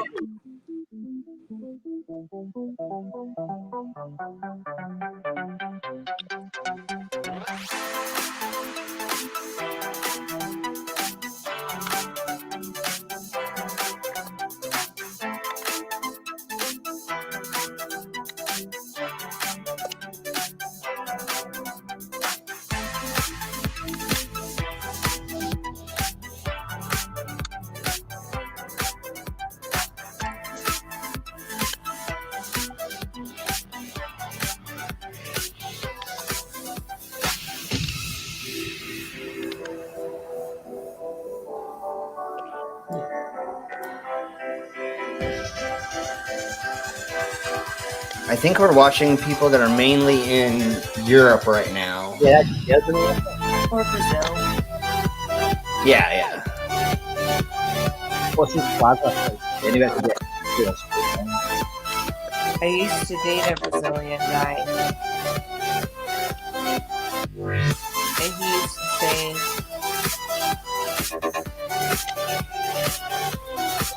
the English invented soccer.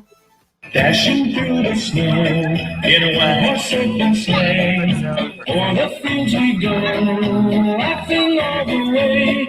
The bells on mountain road, they make our spirits bright. I'm so confused on how to feel about this.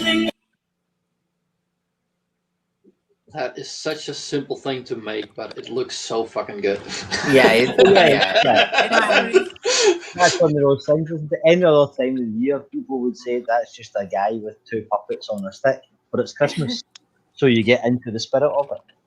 Yeah, but it also just looks funny. It looks funny whenever you do it. Yeah. For the rest of the year, he's that guy with the football, or the guy with the chainsaw. He's doing something else. That's just his Christmas act. Yeah, but like the with the chainsaw, the funny thing is it looks really scary, but as soon as you let the thing go, the chain is not moving. Yeah. So it's a heavy object to be thrown around, but like danger wise, it's not that much different than throwing a knife. Yeah, it's like I said earlier on. Exactly. We know the guy on screen. I couldn't have put it better. Holding his breath. We know it's all fake, but as long as it's fun, it's okay. Yeah. Okay, it's about show. Okay, it's about the show. Go. The sleigh song tonight. Jingle bells, jingle all the way. Oh, what fun it is to ride in a one-horse open sleigh. Jingle bells, jingle all the way. Oh, what fun it is to ride in a one-horse open sleigh. It's like these guys, you watch them and you go, why didn't I think of that? It's so simple. Yeah. It doesn't cost you anything. It's not painful. It doesn't require any real training. But he's making a fortune. Who actually does this? You gotta keep going. And yes, Dave, the buildings are very European because I believe this video is mainly in Europe or not in the Americas. We're going to show a video where it's mainly in the Americas street performing, but I kind of wanted to just show this because we were kind of talking about the history of performing, which would be over in Europe and older countries. So there we go.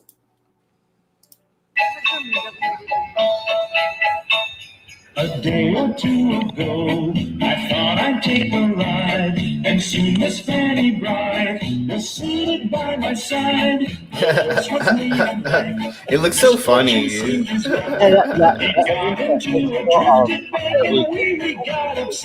it helps them keep on going. Look at that. I mean,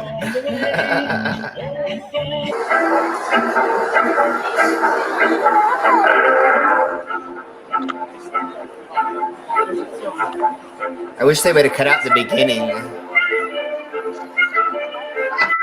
They should have started it right here.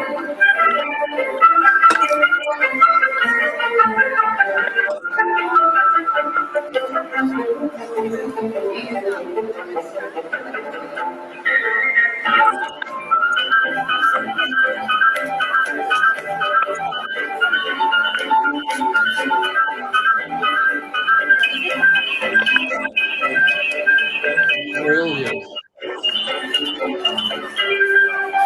But that is hard on your body, being bent over for so long. Yeah. Yeah, you would know. I'd follow. But again, like we were speaking about, like the last performance, ingenious. I mean, you're just taking two outfits, putting them together, and you're just bending over and you're making them dance. Yeah. If you look at the intricacy of the setup he has, there's a lot more to that. So if you look to the left of the screen, the reason he has that thing sitting down is either to take tips, and or the reason it is so colorful is so that he can look at that as a center point or as a reference point while he's dancing, so he doesn't fall over. Because when you're spinning, talking about the stand. Yeah, that the one the little thing on the left. Make her look more realistic. Also, This okay, one that could be. Yeah, this one here, I'm pretty sure is in Italy. Yeah. Now, I don't know if you know the history of the word grotesque. I do, but go ahead and. Yes. Well, grotesque comes from people found these ancient Italian burial-sized grottos, they were called, and they would find these horrendous death masks and things.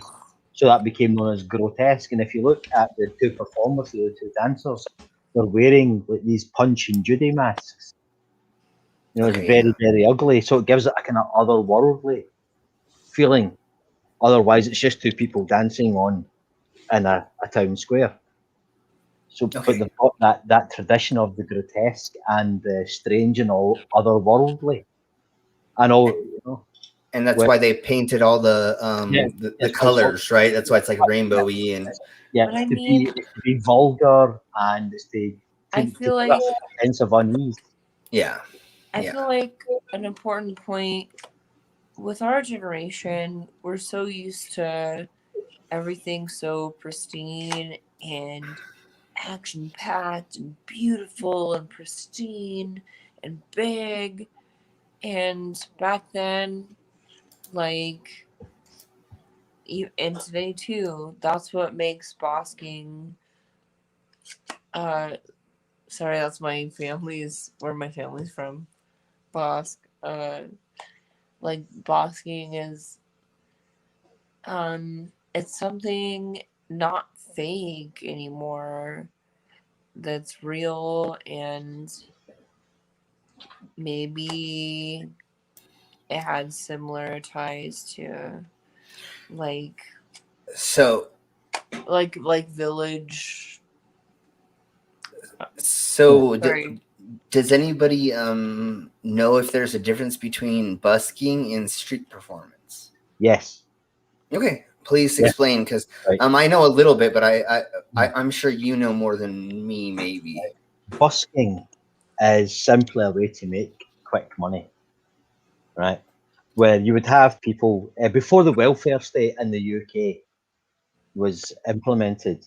There was, if you were broke, you were broke. That was it. There was nowhere to go. So you'd have people who would bust. I know if you want to get into the history of the word from the Italian buscar, which means looking for, to seek, to find, Yeah. to beg, essentially. That was the only way you could make money for food. So you would do something, anything at all.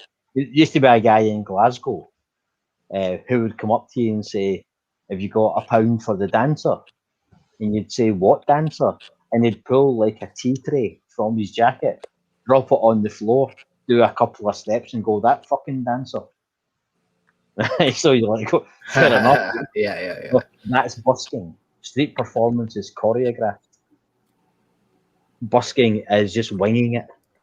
You take out your guitar and you play a couple of Bob Dylan songs. That's busking. I think you're absolutely right. Yeah, these people here on screen, this is performance art. There's a world of difference. Yeah. There we go. Well, and that's what makes it. You're 100% right, and that's what makes it really similar to Sideshow. Like, these guys took a chance on me. Like, I feel like it's kind of like a apprentice program. Like, people take chances on each other. Like, do you really understand this? Yeah. Yeah. Well, that's a different. Street performance is And an same art thing. form. Anybody I can mean, do it. like, I feel like I've never done street performance, but I have done busking, and now I know he has too. Yeah, that's the difference though. Street performance is an art form. Anybody can take a guitar out or whatever it is on the street and busk. We have But not everyone's Siara Gray and Slim Cyborg. That would just be weird. Yeah, I don't want to. So weird. Yeah, you have a thing, right? And try to put a band together, right? You say, looking for a guitarist, whatever, blah, blah, blah, playing this genre, and it'll say at the bottom, no buskers. No, that doesn't mean no street performers. It means no one that thinks they're going to show up and just bluff their way through it. You have to know, if you don't know your shit, don't show up. It's as simple as that. If you don't know your chords, then anybody can go out into the street. I mean, there's a girl in Edinburgh. I've saw her 2 years in a row. She plays one chord every 20 minutes of a song. Who wants to see that? Now, as performance art, she might get away with that. But as a busker, you won't. Because people are just going to walk past and see you standing still with a guitar. Yeah. She's confused performance art with busking. Yes. Yeah. But there's a very... Performance art is where you get the government to give you a lot of money to do something obscure. Absolutely. Street art is where you're on the street trying to make money from the street. Yeah. Performance art has an essay. Busking has a culture. And I'm a really firm believer that it doesn't matter how you look or what you do. If you have that presence and that groundedness and the balls, then you got it. And charm as well. Yeah. It doesn't matter if you're a girl or you're a boy. Yeah. It's like what we just watched there, Chainsmoker. Just saying. Yeah. Chainsmoker looks like busking, but that's performance art. Finely tuned, finely honed, years of practice. I know the history. Yeah. He every word he says, he's saying it on purpose for a reason. Oh yeah. He's not just off the cuff saying it. When him and I were discussing on how he because I was really into hecklers at the time because I had a huge problem with them. And I'm glad you graduated out of that because when we first met, am I okay to say this? You can say, yeah, no, say whatever. When I first met you, I thought you were like a bit too, like, something I could relate to. Like, you were seen a certain way and reacted a certain way that wasn't when you had people backing you up. And that's been resolved for years. For me, I'm just glad you're on my side fighting for me to have a. Well, you haven't stabbed me in the back. You haven't done me wrong like a lot of the other performers. And the reason why we've had to break ties with a lot of people is because they were snake oil salesmen, or they were trying to take advantage of my talent, and they thought I didn't know any better. And that's why we are running things the way we are we've now. both been fucked by other performers. Hey, So, audience. yes. I don't want to get into that, but not to talk shit, but I think the most polite way I can put it is that, and you know I'm good with words.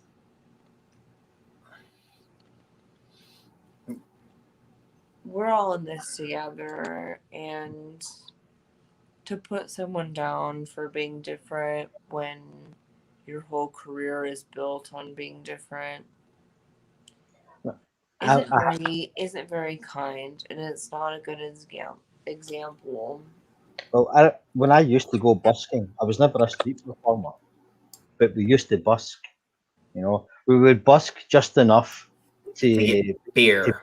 well, no, to be able. We used to busk just enough to get a plate at the all-you-can-eat buffet at Pizza Hut. Oh, yeah. I get you. Yeah, I get you. Yeah. And then we would go in. I don't know what you guys call Tupperware in America. Probably is it Tupperware? Yeah. Yeah. A container. Yeah. So we'd buy. It was like £10 for the all-you-can-eat pizza and pasta buffet, and we'd go in with a bag full of Tupperware containers, fill them up, you know, and then eventually we got caught and kicked out and banned and all the rest of it. But I do remember. I can't remember his name, but somebody come over like a real street performer. That was his thing, his career, and he'd say to us, you know, fuck off. You know, and we're like, what? No, we can do what we like. But it wasn't until much later I realised that we were just dicking around. And you know, it was his job, and we're taking money from him. You know, there's a balance between the two.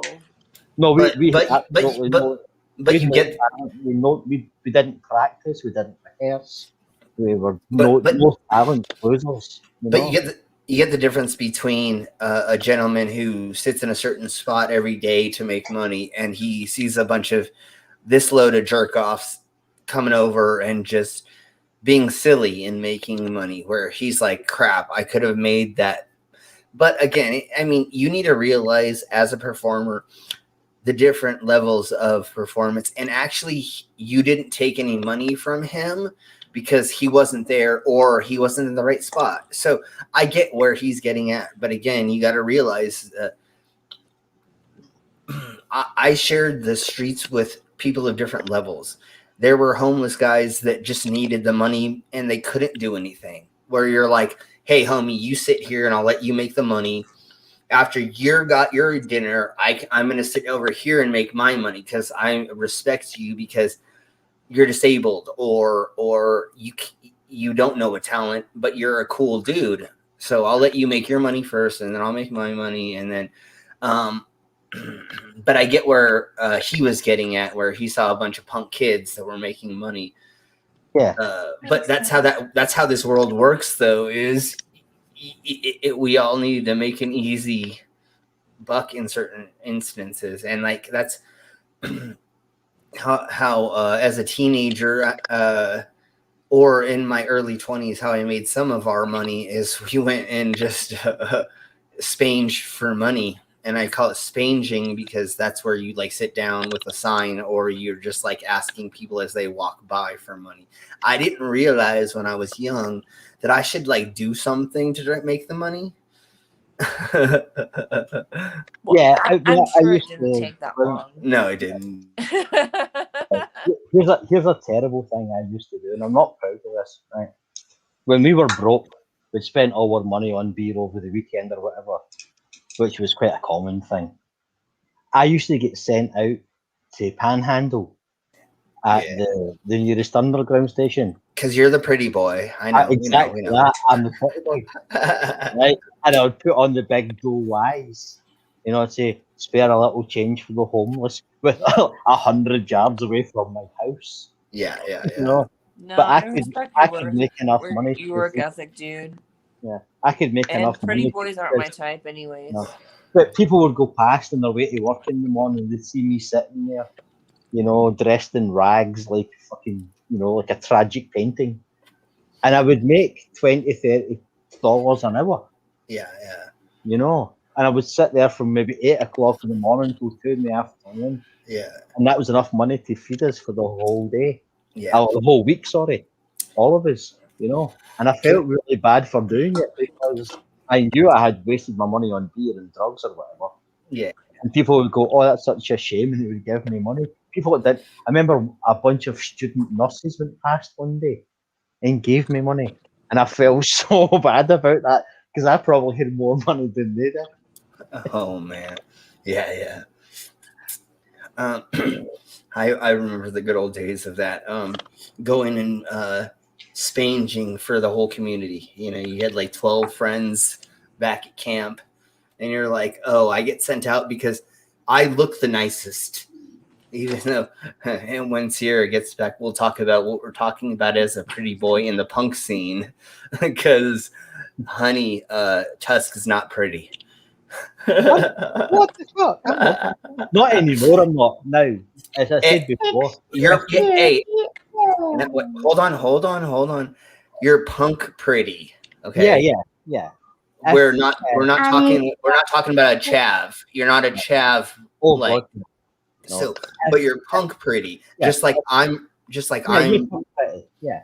Yeah, exactly. Yeah. If life was a To be movie, fair, he Right. is also like gangster number 2 in every movie. That's his name. Yeah. He's Yeah. that If guy. If life was a movie, in the credits, I'm henchman number 2. Yeah. There you go. You know, and Slim's weirdo in the dance club. Yeah, exactly. Oh my god, yes. So, Sierra, I don't know if you heard what we were speaking about while you walked away. So, Tusk isn't a pretty boy in the sense of like a chav or a surfer boy here.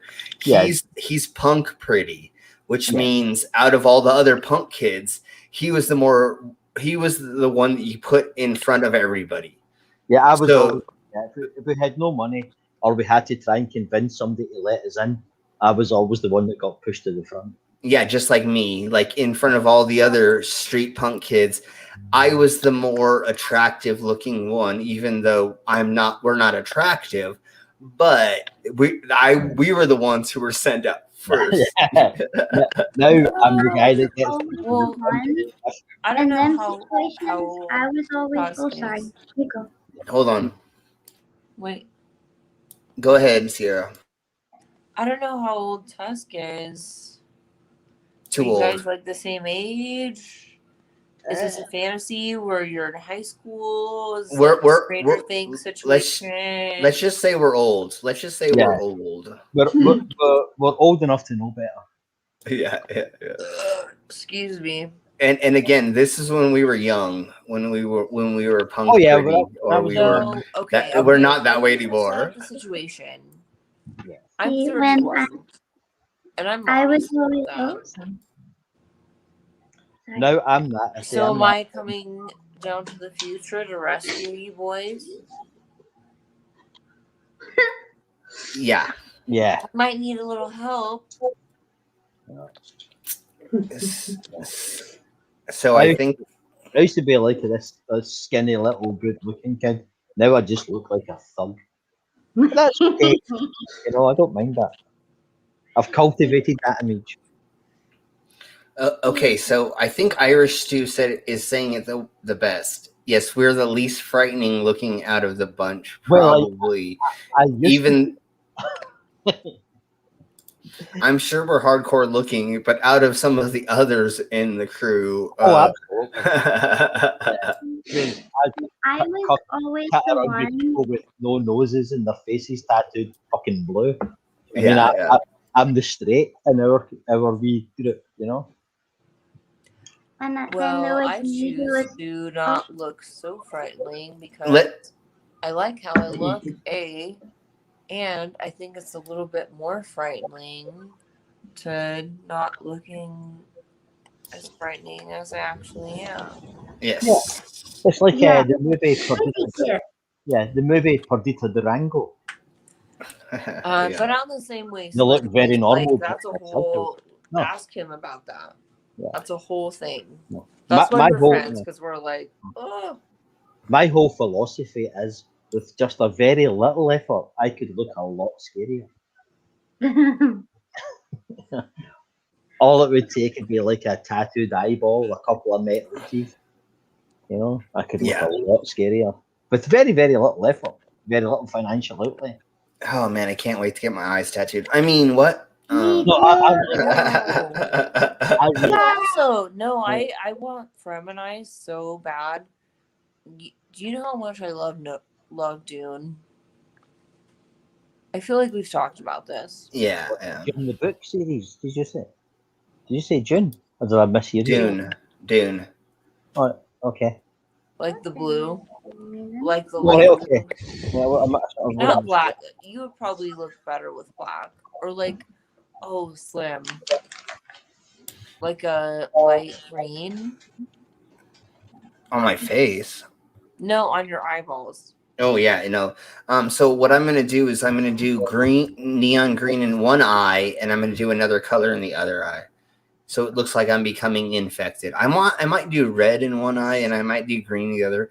I don't know yet. I'm waiting. Be very, very careful of red.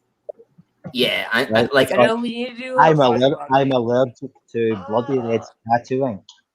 Yeah. If you get that in your eye, you will go blind.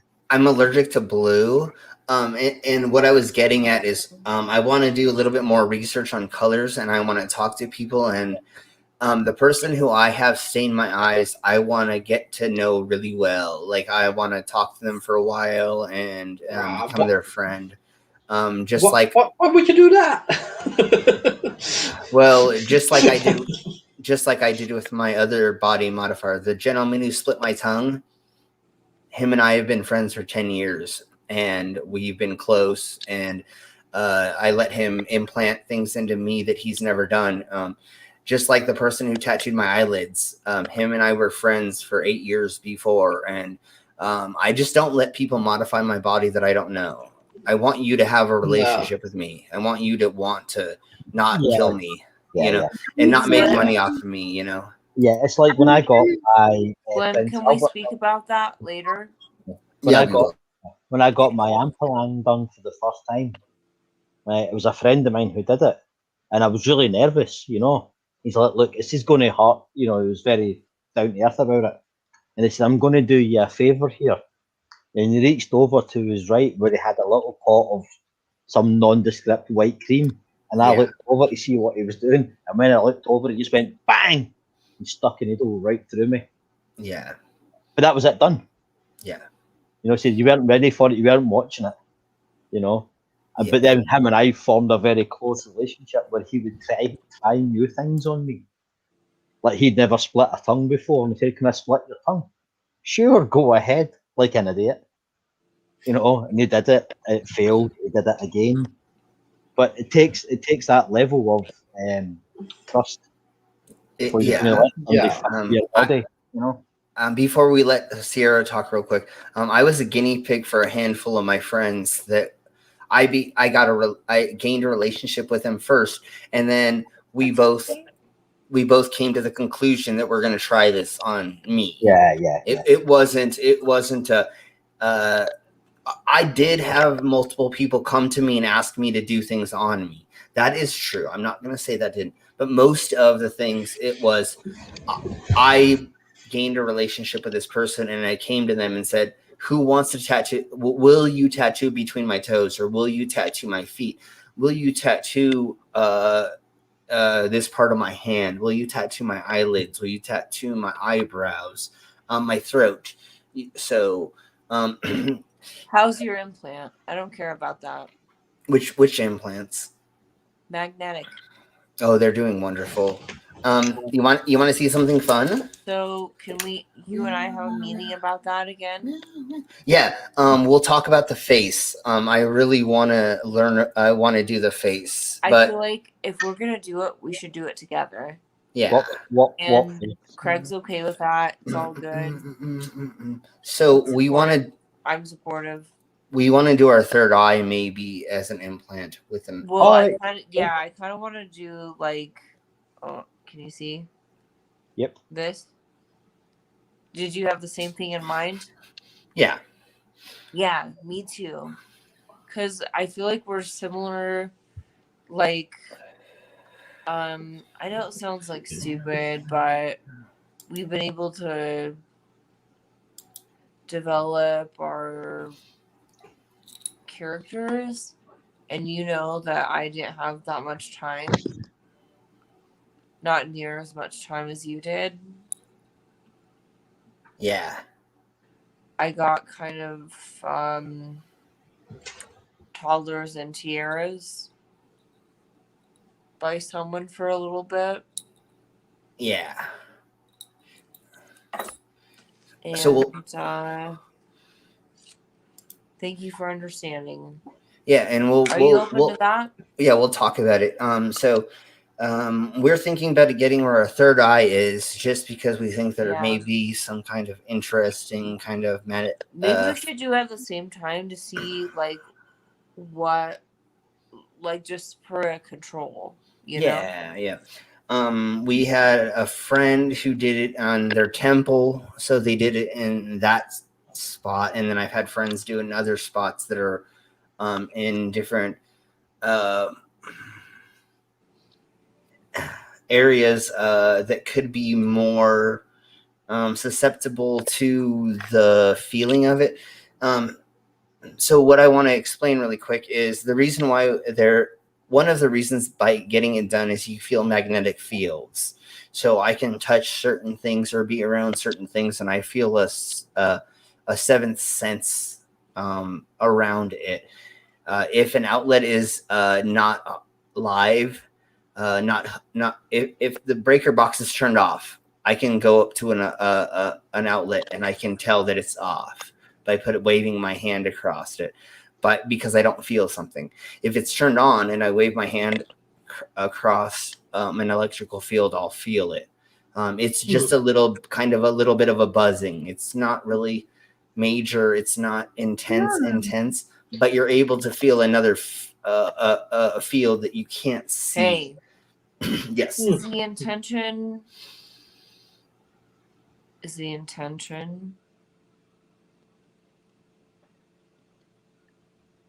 electrocuting yourself, or just electrocuting yourself for a show? No. Is it a sexual pleasure? Does it give you some kind of... Oh, that would be interesting to put it in your genitalia and then have a vibrator. Never mind. We'll talk about that in another show. I know. I would take that out into the street performance, though. I would keep that. Yeah. No. But those magnets, that they could be useful for me at work as an electrician. So really quick before you get to your point, Sierra. Brainless. I'm an electrician as well, so I walk up to electrical boxes and I walk up to certain things and I can tell if it's alive or dead. So if it's not working, I wave my hand and nothing happens. As soon as I turn on the breaker or I'm able to manipulate the circuit to work again, I can actually feel if I got it to work. So it actually does help me as an electrician. Can I just a very, very quick here? Yeah. Brainless. This is something that really annoys me. I'm not an electrician. When people say I got electrocuted, no, you didn't. You got an electric shock. Stop saying you got electrocuted. Electrocution is death. Electrocution is death. That drives I've me not nuts. heard people say that, but there's one thing about that. If you get a shock, for me at work, it's a maximum of once a day. Because if that happens to you at a day, the rest of the day you're paying attention. You're paying attention because that is one of the worst feelings ever. It just drives me mad. People I got electrocuted. No, electrocuted is electric and executed. What you got was an electric shock. Yeah. Please put something in the side chat that you may want to check out. So I have gotten metal shavings stuck inside my body, and I've been electrocuted after that's happened. And you you had an electric shock. I got an electric shock, whatever, honey. But I've gotten metal stuck in my body and then gotten an electric shock, and it's really fun because you know exactly where those pieces of metal are because they heat up and burn into your body. Oh yeah. After spending like 3 or 4 days rebuilding a motorbike, then you realise how much metal you have in your body and how much oil and grease you've eaten and drank. Sorry, Sarah, I missed that. Go ahead. Oh, I just sang a little song. Okay. Me too. I don't know what else to say. Copyright Me too. Yeah. Me too. We're not monetized. We'll never be. So that's not. Oh no, I've been copyright striked about 4 or 5 times in the last month. Oh, me too. Oh my god. What happened to him? So me too. Yeah, me too. So when we showed the trailer for Priscilla, Queen of the Desert for Cookie and Biscuits, we got 5 copyright strikes in one video.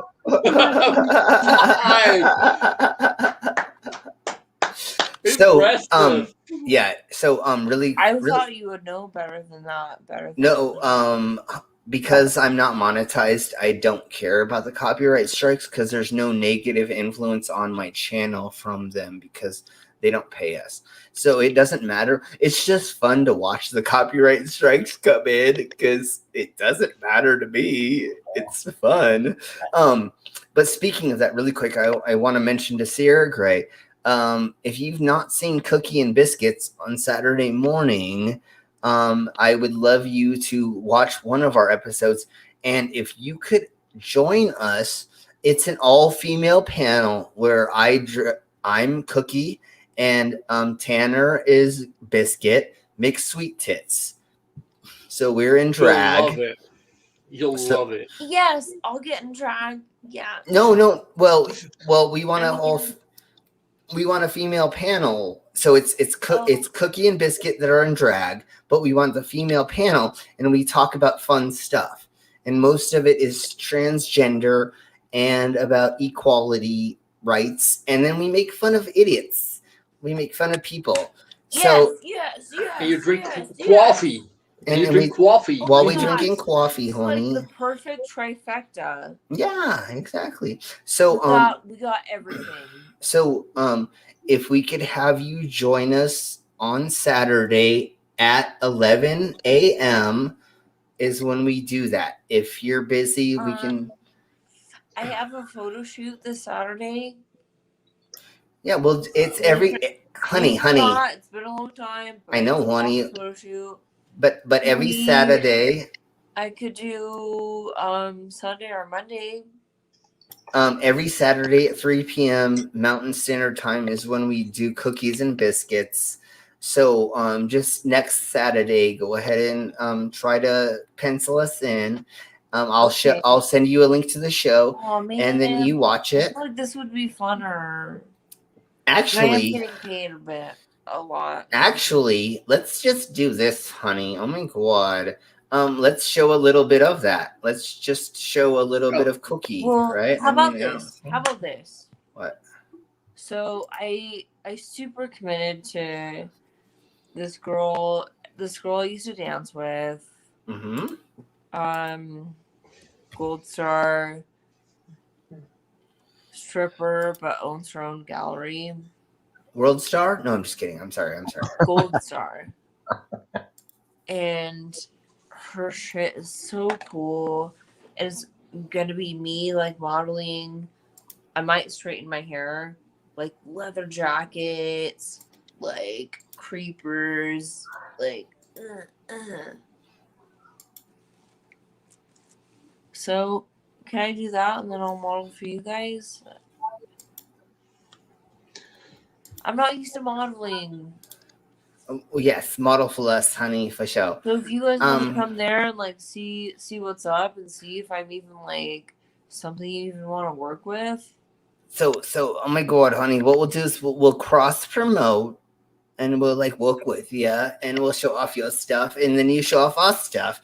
And if it works together, oh my god, honey, then we'll make it happen. Oh my god. Is that your drag queen voice? Yes, oh my god, honey, that's my drag queen voice. Mine's just the same. So I'm like forever insistent of not being non-binary. And yes. I'm like, I actually am like. So what this is I am Cookie McSweet Tits and I am Slim Cyborg's aunt. So that's who I am, honey. So that's who Cookie is.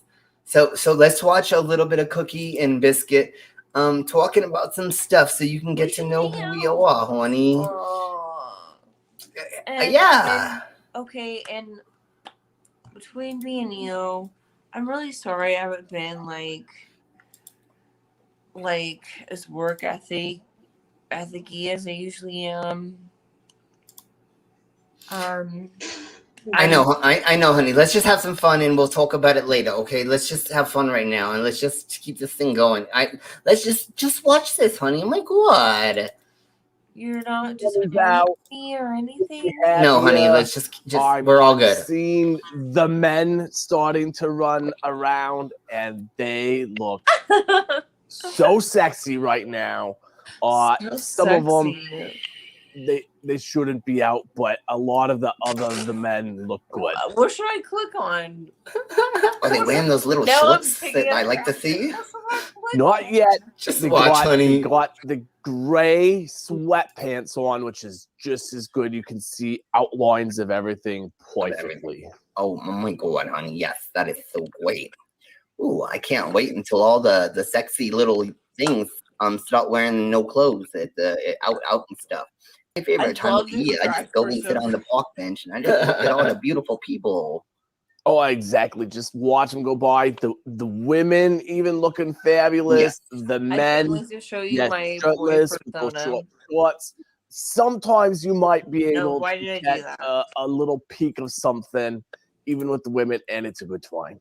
It's a very good one. I just love people watching, and every once in a while you can see somebody being silly. You know, but if you just I like the people who get into the mood. You see them wearing the headphones and they're just jamming out, having a good time. Exactly, honey. It's such a great time. Yes. Looks like Micro Raptor is moist. Oh, I love it. Yes, good job, Micro. And then we have a question. So who are they chasing? I'm leaving. I think that's give us a second. Give us a second, and then playing. She's using a play on words with my nephew's fiance. That's cute. That's adorable. That was very cute. So thank you for that. That was great. And Micro, we'll be bringing on guests later. We're just gonna have a little bit of a. Okay. There was just a little bit of that. Oh, I thought I had that queued up, but I guess I don't. I'm like, what? So yes, on Saturdays we do that. Is Cookie, and Biscuit do their little things. Oh my god. And I heard that Cookie is going to have a new setup. Or she's going to go get her hair did and her makeup did for next Saturday. So that should be a lot more entertaining. Cookie is gonna try to look like Biscuit. So Cookie and Biscuit are gonna have the same style stuff done. We're going to a Brooklyn hairstylist, so we're gonna get it all done in the same when we go to Honey. So that's what we're planning on.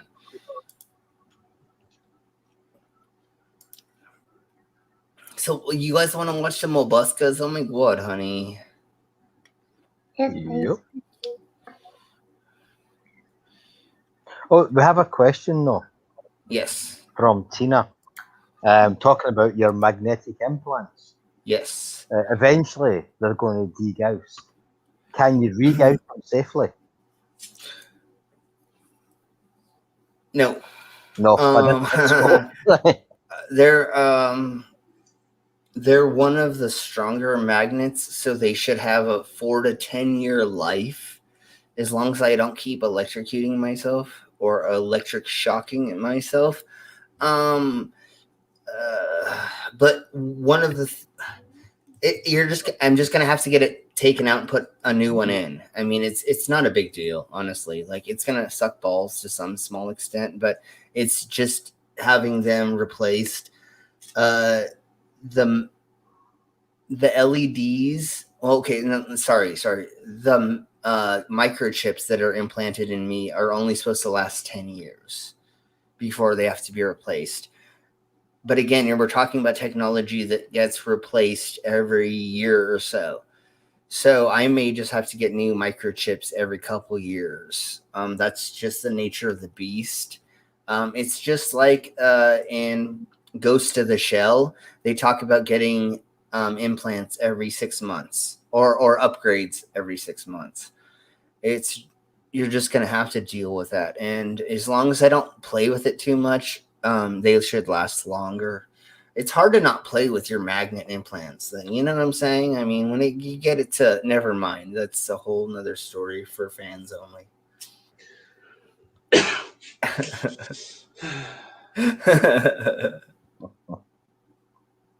Anybody want to mention anything before we show the next video of performers? No, let's see what's next.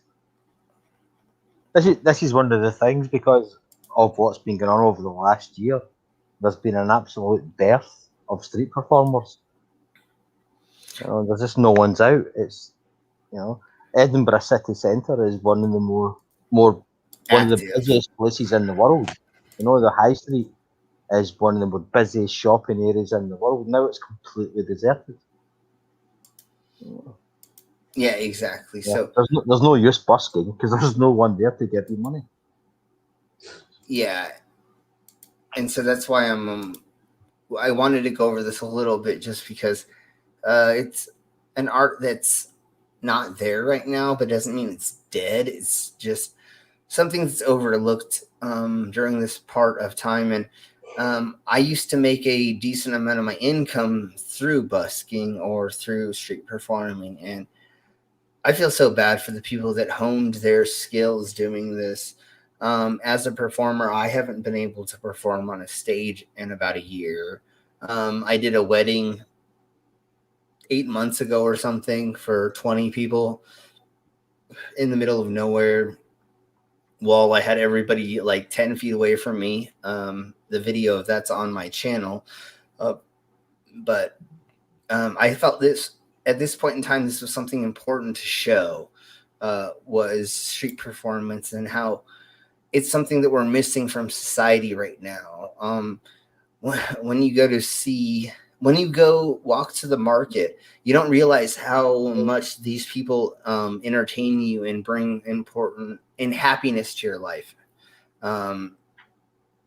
If you see them every day or they're around. My father had a shop in Seaport Village, and around Seaport Village was a lot of buskers and a lot of street performers and a lot of entertainment that happened around visiting Seaport Village. I didn't realize how important it was until I grew up. So let's watch a couple more people perform. Yeah. So just before you say that, Slim, It's like, imagine if all the TV shows, movies, and adverts suddenly had the music taken from them. That's what it feels like to not have street performers in a big city. Yeah, it makes it feel desolate and Yeah, like all the color has been taken from it. Yeah, and that's why I felt we should speak about this for this episode, is because it's something important that we need to remember is a old school cultural thing, and is very important for a lot of different places, because you don't think that somebody performing something is cultural or as a lasting part of a certain town or city until it's gone, and it's going to be a whole wiping clean of that slate and then bringing back of a new culture, and it'll be very interesting to see what happens. But I wanted to show some of the history and talk about what happened in the past before. I hope it's still there, but you never know what's going to happen in the future. I think if it will disappear, then like a city trip would be less interesting. Yeah, because if you go on a city trip, if you walk around the city, you can look at the buildings, but the performances in the street, they are the entertainment you get from. Yeah, and I think it's not only them that would get hurt by it, but also all the stores and pubs and whatever is around it. Yeah, if they disappear. Yeah, so it's not the whole city feels it. There's a saying in Glasgow, right? If you want to see Glasgow, look up, right? Because these buildings, these historical buildings that were built with, a lot of money, and it's the culture of Glasgow. But if you want to see the real Glasgow, it's on street level. Yeah. Right. And when that's taken away, it completely changes the entire feel of the city. So we're not going to lose street performing permanently. The thing that's going to change is it will be a different feel. It'll be different performers. It will be a different way of showing street performing. So that's going to be the interesting thing that we're going to see the change in. We'll never lose street performance unless they make it 100% illegal, which would never happen because, again, local businesses and bars are going to push for street performers, because if you get somebody to stop on a street corner for a minute or two to watch something, they're going to go, I need a drink, even if they were just at a bar 20 minutes ago. So they're going to walk into the next bar, or they're going to go, oh, now I'm hungry. Or they're going to stop and they're going to look into a store and they're going to see something they want to buy. So causing people to stop causes commerce. We've proven there's lots of evidence of that through different types of studies. But it's logical. The longer somebody is around your business, the more likely it is that they will spend money at your business. Yeah. And even if it's just seeing your name. The name of your business is a good thing. So, as a bar owner, what we're taught, or what you should understand if you're in that situation, is the longer somebody's inside your establishment, the more money they should be spending. If you have something that they can cook on a grill really quick as a treat to eat, if you have peanuts, if you have extra things besides just alcohol in your bar, a vending machine, having a pinball machine, putting on a stage that has somebody performing, you're going to keep people there longer and they're going to spend more money. It's just statistics. Same with a town square, an old town square. The longer those people stay there, the more commerce they're going to spend inside of that town square through the businesses. Sorry, can I just butt in and say, we seem to have lost Sierra about 5 minutes ago. I thought she was going to come back. But we seem to have lost her permanently.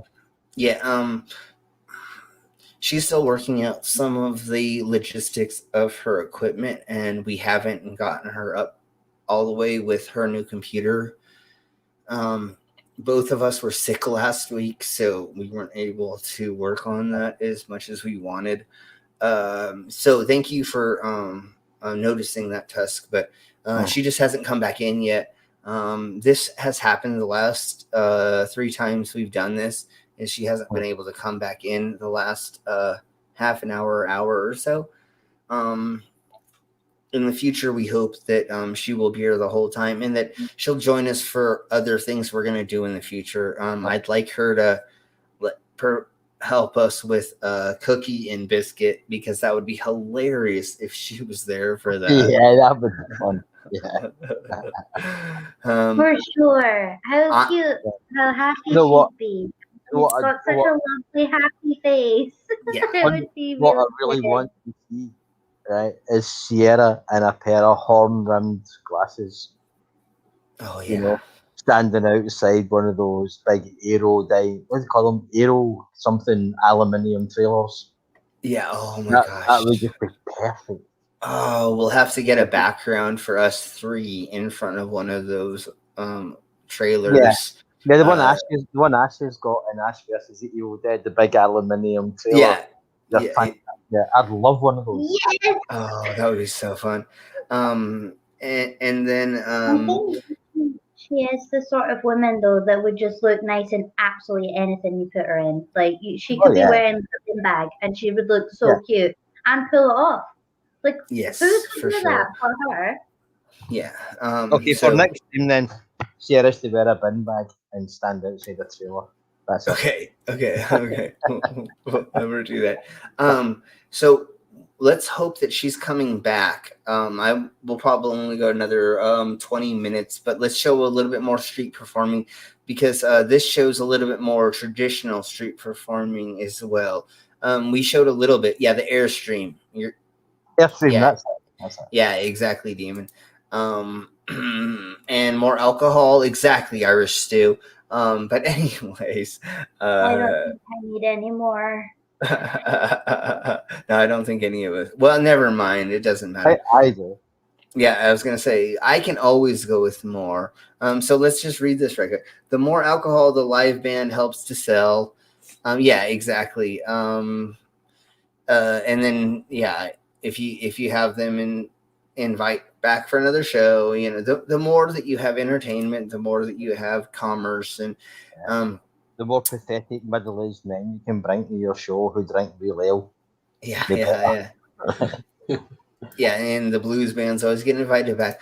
But it's all about getting the audience to want to be involved in the commerce as well, because you can go, hey, they're a fish and chip special down at the bar as well, and here's the drink special. And Slim, do you know Joanna Newsom, the harpist?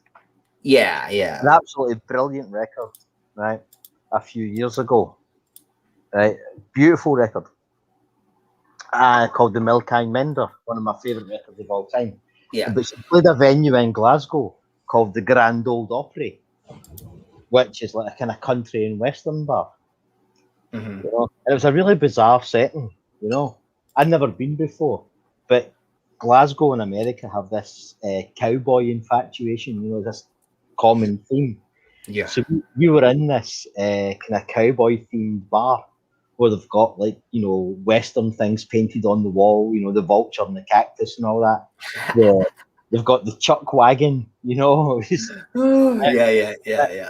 There was 3 bands played. There was Sunburned 5 Organs of Admittance, White Magic, and Joanna Newsom. But in between bands, somebody came around dressed as a cowboy, selling hot pies and pork and beans.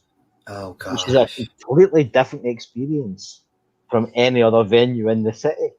Yeah. But that's how they run their venue, and they weren't going to change it just because it was this kind of freak folk band that was playing, But obviously they never got invited back. Because in any other venue in Glasgow, if you give the audience hot pies at half time, the next band is going to get those same pies right in the face. Yeah. Yeah. Oh my god. Well, yeah, but I think like with the street performers, it's also like if people it entertains people, so they'll get fun memories of it. Also, the whole experience of being in that area, and that's just positive for everything in that area. One of the prime spots in Glasgow is on Buchanan Street, outside TGI Fridays, because people will stop and listen to the band or whoever it is, and they're standing there for maybe 20 minutes, half an hour, and go, actually, do you know what? I'm going to go into TGI Fridays, and I'm going to have the chicken wings and a drink or whatever, you know. And it may be only 1 in 1,000 people does that, but there's 50,000 people pass that spot every day. Yeah, you know, that's 50 extra customers you didn't have. So they're quite happy to have someone outside playing reggae or blues or whatever it is all day. As long as it's not the same song all day. Yeah. But it brings in custom. Yeah. But most people, Slim will know, you have a target. You want to make $200. When you make your $200, you pack up and leave. You don't stand there all day, you know, freezing to death. You make your target and you leave. As soon as you make the nut, then you're done. Yeah. You're just looking for the nut. And if you don't know what that means your overhead, which is how much you're paying for rent or your car bills or to get to the next town. So that's what you look for. You're just sitting there going, okay, I got $150 I got to make today. We don't invest. We don't save money. So it's not really like, okay, I'm going to do $350 and I'm going to save $250 of that. No. You work till you make your money. You say, I have a caravan and we have to pay for this money. So I got to make this money today. And you work till you get it. And you hope you make a little bit extra so you can buy a little bit extra weed or a little bit extra alcohol and have a little bit more fun on that day. But yeah, it's a goal that you're hitting.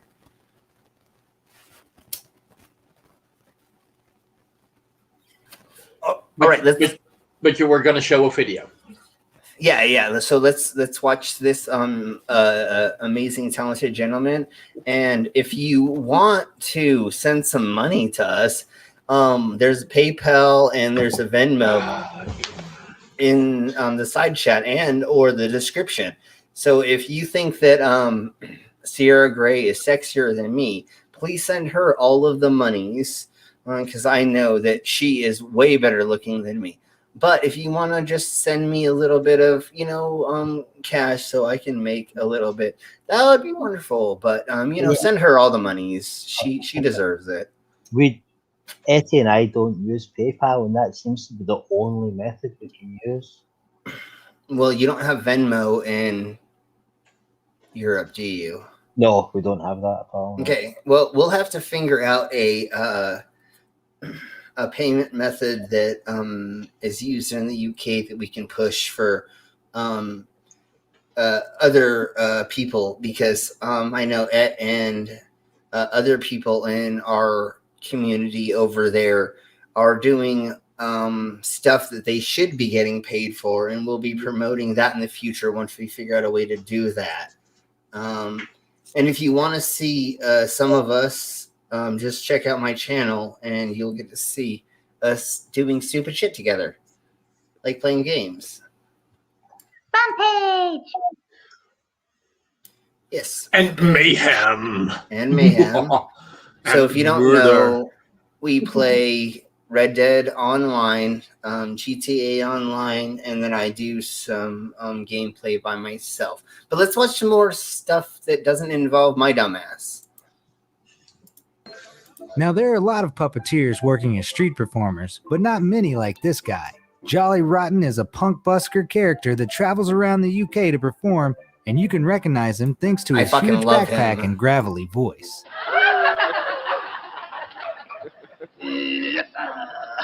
The most impressive thing about him is that even though the puppeteer is clearly the one walking around and playing the recorder, it's basically impossible to figure out how he's hidden. What's better than one awesome street act?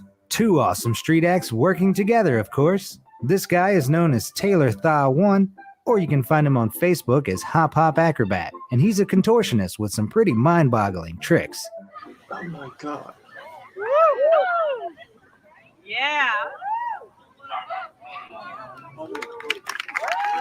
Anyway, this performance was really special because he teamed up with twin acrobats Tit and Tat. They ended with this move, which you really shouldn't try at home.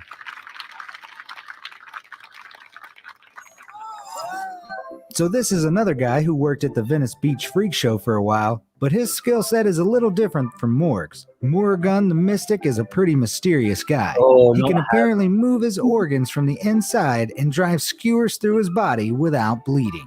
Don't worry though, the act I'm going to show you is way safer. It just involves him laying on a bed of nails with 800 pounds of weight on top of him.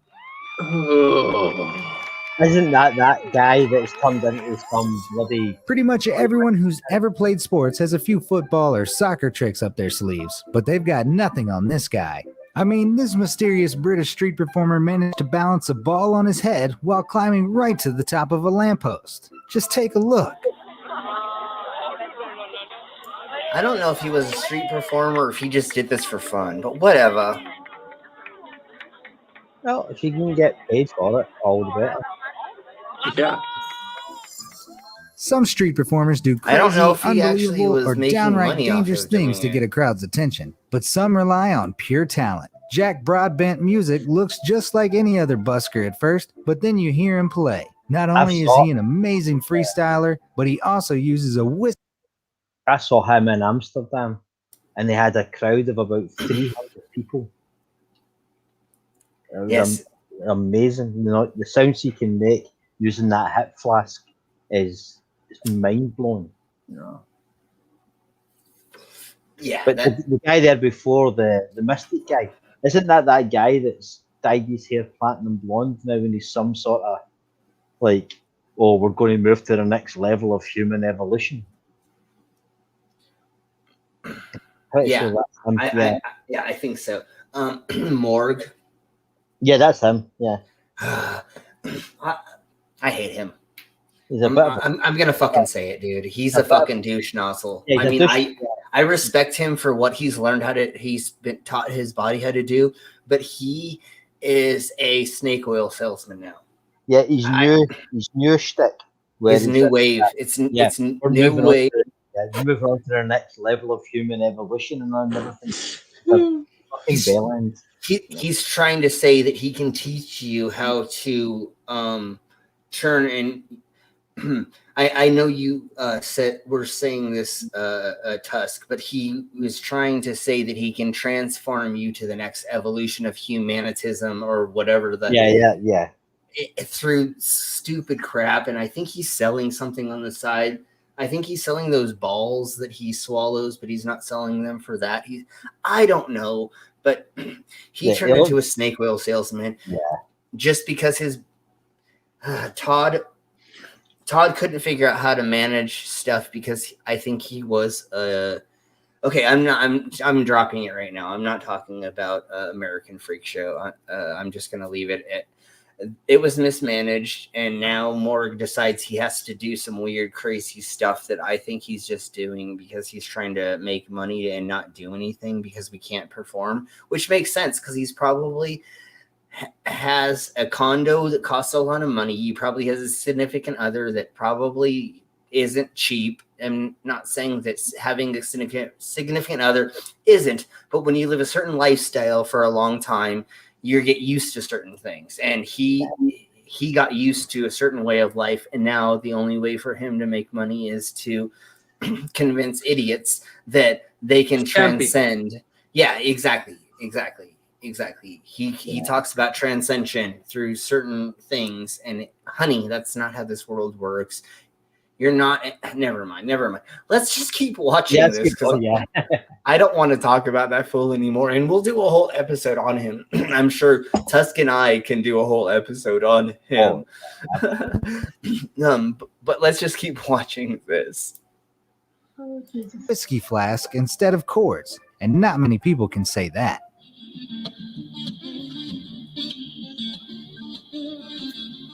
Oh, Tusk, you should try that. I can do that. I can do that. That's what I was talking about the other day when we were talking. I'm spotlighting another musician now, but I'm not sure if we can call this one a solo act. After all, he is playing guitar and pan. Yeah, when I was talking about all the slide fun stuff, that's what I was speaking about. Oh, Tess does loads of that. He just didn't do it. Yeah, no, the way you were explaining. I know he was trying to annoy us while we were playing. I know the I was difference. not trying to annoy you. If I was trying to annoy you, you would know all about it.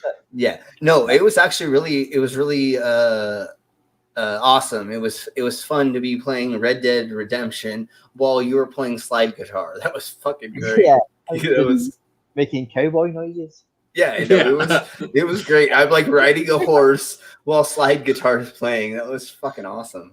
Now you kind of know my life. Like, I'm just wandering around the house and I have my own background music because, like, Tuska's just sitting there somewhere in the house just playing guitar. Yeah, I have guitars placed all around the house. No matter where I am, I've got a guitar close to hand. So when me and my friends lived together, when I lived with a bunch of musicians, let's put it that way, my whole life was to a soundtrack. Yeah. Because somebody is sitting around playing something at some point in time, and then I can sit down and play with them. And then at 8 p.m. every single night, we had a whole band downstairs improving. Like if somebody wasn't practicing a song for an album, because even if they were practicing, they would have us practice with them. Because it didn't matter, because we're not going to be there with them in the studio. But people would come over because we had a full practice a studio, a professional one. We had soundproofing against every single wall with carpet and with other stuff and with the foam, right? So it was soundproofed. And then we had like 10 amps around the whole basement. And then we had, which were for every instrument. So it was for bass, guitar, a plug-in for a flute, or, you know, a way to plug in a flute. We had a 12-channel mixer with huge speakers for each one of those, so we could plug in 12 microphones. I mean, we had a whole studio set down there. So every night at 8 p.m., we would just go downstairs and go, who wants to play what? And we would just sit there and play every instrument for just hours and hours. Oh, I miss that shit so much, man. That was just so wonderful. Yeah. And then I think I've said this before, and I'll say it again. We were downstairs one night playing, and we went upstairs to go smoke cigarettes because we didn't smoke cigarettes down in the studio because you don't want nicotine smoke in recording equipment.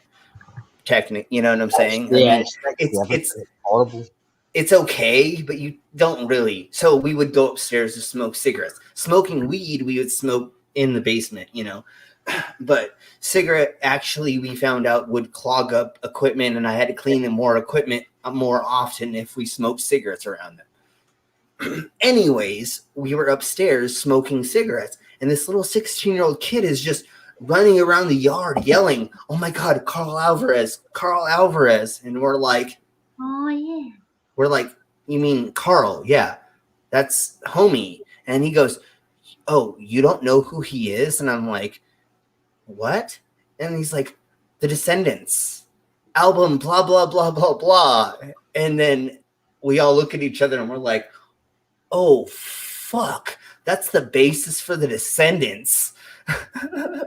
And I'm sure a lot of the audience doesn't have any idea what I'm speaking about. But in the 1990s punk scene and early 2000s punk scene, the Descendants were one of the major factors of pushing the boundaries. They were almost like Black Flag, where they were going on stage saying "fuck you" to everybody and "fuck establishment," and we don't care if you tell us to not smoke on stage, we're going to smoke on stage, and that kind of shit, you know.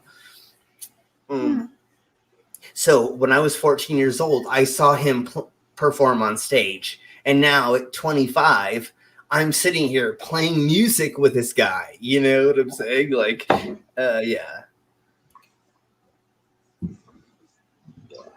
Okay, back to what we were watching. Pipes by himself at the same time, but he also has two friends playing the guitar beside him. Don't understand? Well, you will. Just take a look. No, don't ruin it. yeah, don't ruin the magic. yeah. So I'm not sure why, but a lot of Australian and British acts seem to go over to America to perform. And these are two of the coolest. Even These guys are better, they great. both have stunts that involve being super high up, so you might want to look away if you're afraid of heights. The first is Alakazam, also known as the Human Knot, also known as Al, who, as well as being a contortionist, is able to spin a tall blade on his face while also juggling knives. Then there's this trio of student acrobats who have a ton of tricks, including juggling knives at the top of an insanely high unicycle. I've seen them. They were They regular. say that great artists can make art out of anything, and watching this... What was that?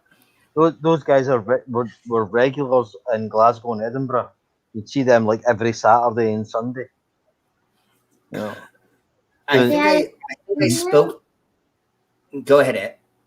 I seen the Alakazam, but I didn't know that that's what his name was because I don't retain that sort of stuff. But the amount of street performers, you should genuinely come during the Fringe to Edinburgh and just sit all day and just like watch all these different people because like you'll probably know half of them. Yeah, I'm hoping to be out there for that. So as soon as anybody starts seeing promotions for it, please let me know so that I can email them again and start getting a hold of their unless anybody has connections to anybody who is involved with that festival, please contact me to give you my press kit to send to them because I'd love to be out there for that this next time. I was actually supposed to be out in Europe around the June, July time, and then I was supposed to go to India in October. So I was already almost set up for all of that stuff, but we'll get it fingered out in the near future. So anyways, let's watch these gentlemen, and then we will go from there. Guy, I have to say I agree. Gordo Drummer is a street performer with a significant following and even his own YouTube channel, and yet all he has are some buckets and a pair of drumsticks. Take a look. Cool.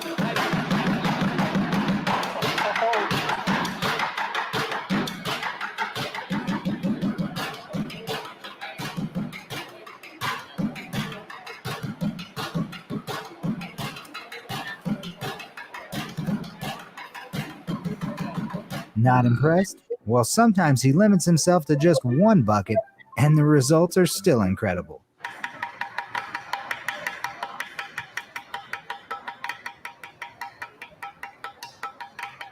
I could not do that spin thing. Yeah, that's pretty impressive. This gentleman is I've seen. the fun one. Possible to see a transformer in real life. But I saw trust him me, live. This performer is the next big thing. It's quite a short clip, but it shows just what this guy is capable of. And even though the trick is simple, it's super effective. Plus, it's an awesome idea for a Halloween costume if you can figure out exactly how it works. So cool. Ah, so amazing. I love that so much. The last performer transformed into a robot with the help of an awesome costume, but this guy transforms using only his body. This robot man uses a combination of epic street dance abilities and comedy to match the music exactly. And even though a lot of people do this style of performance, I think he might be one of the best.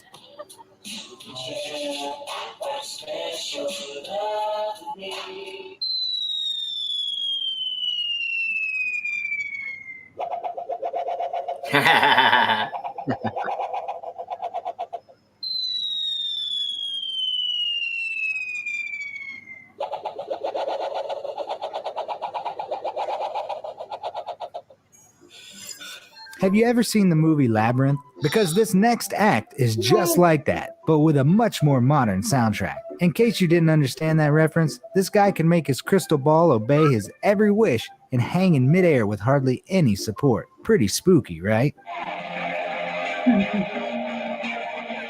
These balls. There's no strings attached. He's doing all of this using a form of object manipulation called contact juggling. Not to downplay this, but if you want to start getting into something that you want to perform on the street, this is probably the easiest thing to get into is the contact juggling. The balls are pretty cheap, and this is like only one step up from juggling. But I can't juggle. It's easier than juggling, I So I'm think. not going to criticize jugglers because I can't do it. But yeah, it's one of the easier things that you can figure out to do for doing street performance. The ball just has no reference point, so combined with his skills, it looks like it's floating. Now, when you first think about it, glass bottles and wine glasses don't sound like an exciting starting point for a performance. But these two acts prove that they can be. Mitchell Lazuri is also known as the master of the unusual, and it doesn't get more unusual than rollerblading down the street playing Mozart's Symphony No. 40 in G minor with glass bottles.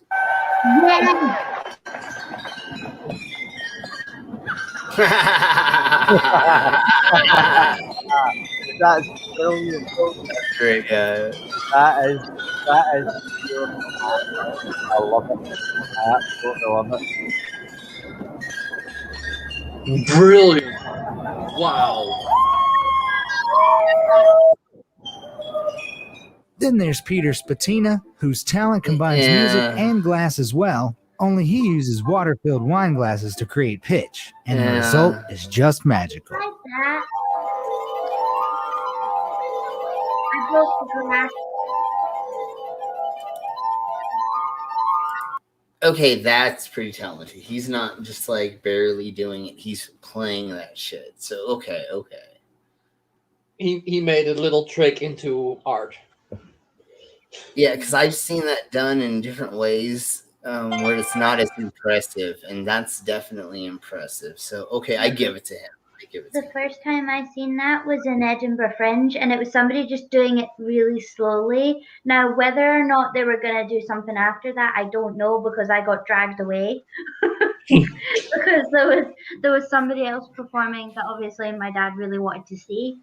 So I got dragged away. So I went home. The first thing I did, filled up a glass of water, like a wine glass with water, gave it a shot, tried my best, just made absolutely horrific noises and smashed the glass.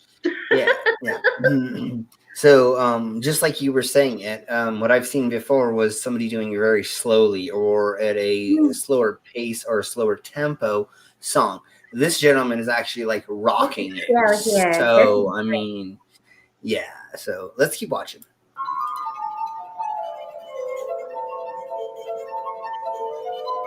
Wow.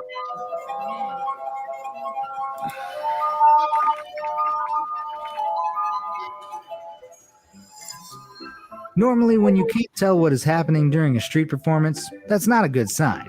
But you're just going to have to trust me on this one. I'm going to show you the last 20 seconds of this painter's act. See if you can figure out the twist before he reveals it. I know.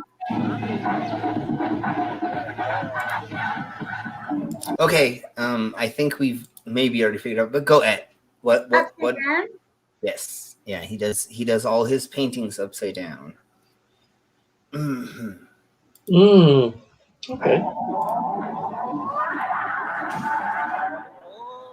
Wow. If you want another example of an artist whose work comes together right at the last moment, then this is your guy. It takes almost 5 minutes, which might sound like a lot, but considering the quality of work he's creating, it's actually pretty incredible. Yeah, we see him outside Edinburgh's main train station. Or at least somebody that does similar outside the train station. It's him. We saw him outside Edinburgh's Waverley train station a few times. He sits and does all these beautiful, like, kind of astral, like, scenes, planets and suns and stars with just maybe 5 or 6 cans of spray paint. He's absolutely brilliant. Yeah. And he does. Go on. And he has his own like little cart. He has like his own little setup, and he like. Yeah. No, it's really awesome. Yeah, totally. Yeah.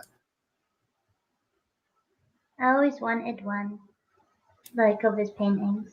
Do you want to say anything else before we started back up, Tusk? No, go ahead.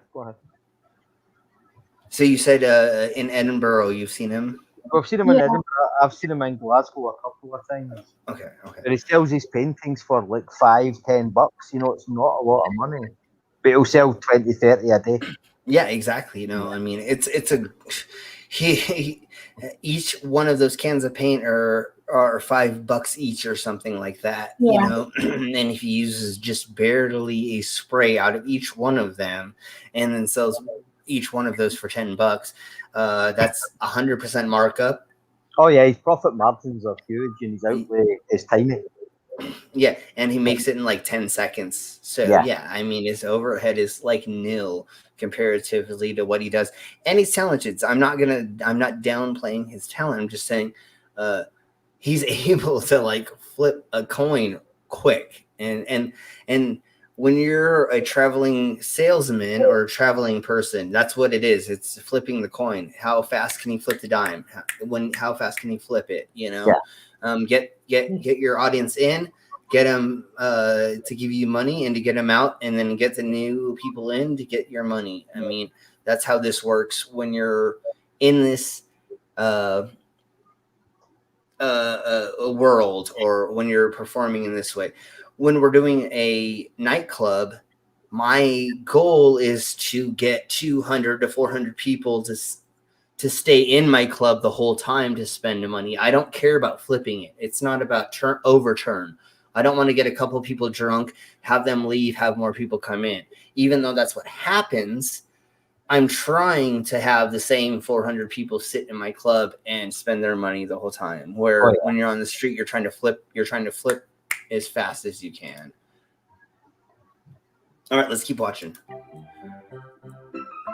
Please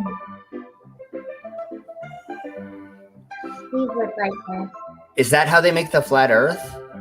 Yeah, that's exactly how it works.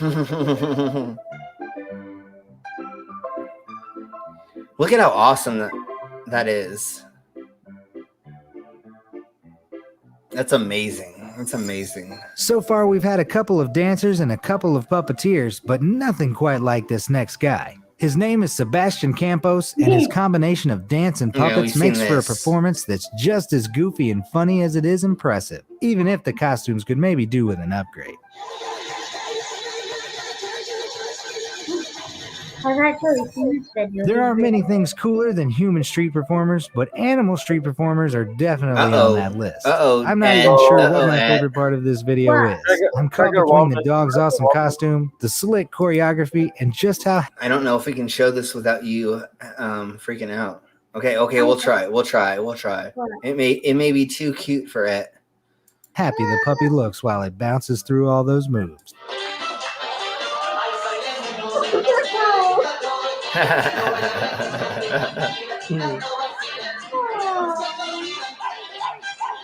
Pretty dog. Nice. This is definitely one of the more bizarre acts out there, but I'm willing to bet it's also one of the most difficult to master. I mean, Uncle Ho manages to break a coconut with just one finger. How many people do you know who are capable of doing that? Oh my gosh.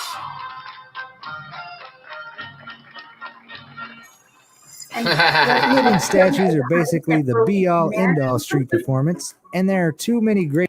I mean... Like his finger just broken inside the coconut. He's like, that's why he walks away so quickly. I would want to inspect that coconut first. I don't know how many times I have to finger a coconut, so I just don't know why it's useful. Once is usually enough. Yeah, exactly. Yeah. But okay. No, I believe he does it in the soft spot of the coconut, or he does it in one of the holes, or whatever. I mean, it's obviously a trick. It's all a trick. That's pretty cool though. Even Sideshow is done in a way that you're using physics to your advantage, and that's all how this all works. Is you figured out how to manipulate physics, and that's what's even funnier about how flat earthers try to tell me that I'm sheeple because I don't try to understand the science. No, honey. When I swallow a sword the wrong way, I almost die. When I swallow it the right way, I don't die. Oh, fuck. I figured out physics. Yeah. Yeah. Here's a practical demonstration. Yeah, exactly. It's like when I lift weights from my nipples. If I lift too much weights, it rips out my nipples. If I don't, it doesn't. Oh, yeah. Physics. Speaking as someone who's had both his nipples ripped out, I can feel that. Yeah. And you know, yeah, exactly. And you know. So, Glenn, you should have heard the squeal just before you joined us on voice call. Was it yesterday or the day before? I walked into the kitchen and I walked past my bike, and now my handle's at perfect nipple height. Like, and I saw it, and I was like, oh my god! Son of a monkey. Like, I'm brainless was on the other side of the headset. Like, what? And I'm like, ugh. Yeah. My muscle just clenched and then inverted. Whatever else happens in your life, try your hardest not to rip your nipple rings out. Please, if there's any PSA that you're going to hear from any of us, is please do not rip out your nipples. No. Yeah. Exactly where they are. Well, all I'll say about that. Can you tell your story, Tusk, about how yours accidentally happened? Well, my first one got pulled out at a Slayer gig, and it was in the mosh pit, and I just felt a kind of warm wetness. I was like, "What the fuck?"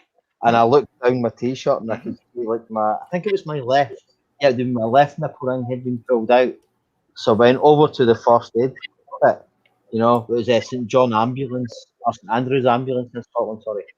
And I went over and I said, I need some help, please. He said, what's happened? And I lifted up my t-shirt and I showed them what had happened. And this is like a paramedic. Went, oh my God. And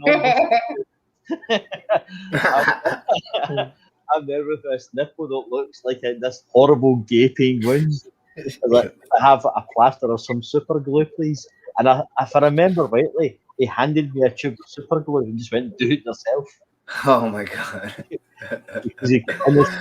Hey, at least it was super glue. It could have been way worse than super glue works. Yeah. That's what super glue is for. You know? Yeah, for mending open wounds. Yeah, no, I know. And the second time, it was another gig, and someone stage dived, and as he got flipped over, he hit me feet first, right in the tits, and kicked my other nipple out.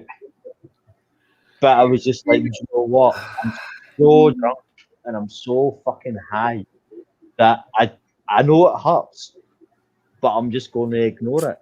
Yeah. So I did, and I got home and I slept in my t-shirt, and I had to get up and shower my t-shirt off my body. Yep. It was stuck to me with blood. Yep. And I had a scab about 2 inches wide on my nipple. And I was like, oh shit. You know, and that hurt for weeks and weeks.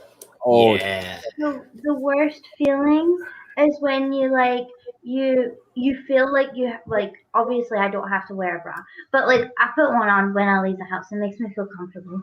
So I'll put one on, and you know you've ripped your nipple, and then you have to peel your bra off yourself, and it's like because it's like obviously it's tight cuddling onto you, so you're all weird. No, and like it's one of the few feelings that make me want to run away, and I can't run away from that feeling. So you're just standing there and you're like yeah. No matter how hard you try, you can't run away from your own nipples. No. That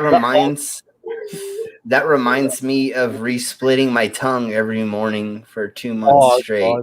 Oh no, that's the one reason why I did not do it, because I was asking about it, and they're like, "You're gonna have to do it yourself." I'm like, "No, I would have someone do it for me every single morning. I could not do it for myself. If I did it for myself, I used to sleep with a quarter of a credit card clenched between my teeth. That's what I did too. Yeah, to keep my tongue from. And in the morning, I would get up, pull the credit card out, take a mouthful of clove oil and water to rinse and numb it, and then re-split it and try not to break the last night's scab. It's so awful. You can't eat, you can't drink, you can't do anything until that scab heals from the night before. So, and it actually doesn't. So, I lived on cold chicken soup for about 3 weeks because it's the only. A straw. Yeah, cold chicken, cream of chicken soup through a straw. It's pretty much. Yeah. Yeah. I didn't eat solid food for a couple weeks, and then my significant other decided to make spaghetti for me for the first. No. Like mashed potatoes. Spaghetti's the fucking spaghetti and rice are the absolute worst. Now you know why when you said we were having rice for dinner the other day, when I like chewed all my gum up, I just looked at you like you were Satan. Yeah. I was like, yeah. So, let me say this right quick, and then you can go, Tusk. So I didn't understand the concept of how long noodles of spaghetti were. So I went and started eating it, and because I had not eaten solid food in a couple weeks, I was just trying to swallow it, right? It got wrapped around one side of my tongue. I would swallow it. I would start choking, and I'd actually have to like grab the noodles and pull them out of my throat. Oh gosh. And so I started cutting up my spaghetti into little itty bitty pieces to be able to swallow it, and it was just so insane that like the first food I tried to eat after a liquid diet for a few weeks. Do you know what a samosa is? Yeah, it's like a samosa. So where I lived in the West End of Glasgow, there was loads of like Indian food shops around, and I really wanted a samosa because I've been missing them. But they have those tiny little peas in them, little hard peas, and one got stuck in the fork, and I fucking could not get it out. You know, it was in the fork, or was it under the tongue? Was it under the tongue? No, it was in the fork, jammed right into the very. Yeah. And I don't know if anybody in the chat's ever had their tongue split. Don't jam something in the fork because it's the weirdest fucking feeling. It doesn't feel like anything else you've ever felt. No. It feels like the first time you had anal. Yeah, because it's so foreign that you're just like, I don't understand what this is. It felt like a tumor on my tongue. Yeah. So I got a can of Coke, and I tried to use that to rinse out to move the ball, but the split hadn't quite healed. What I did was put acid on it. And it was exactly. Yeah. Fucking horrible. And then it burned. And it burned so badly. Oh, it burned, yeah. And I had to go home and get a cotton bud and try and prise this pea out of the split in my tongue. Well, try not to break the scab. And that's when I went, you know what? Fuck this. I'm done. Yeah. And I just let it go back up again because this is too much. You know, I can't even eat and have a can of Coke without having to run home in agony, thinking I've got tumors on my tongue and it's burning with the acid.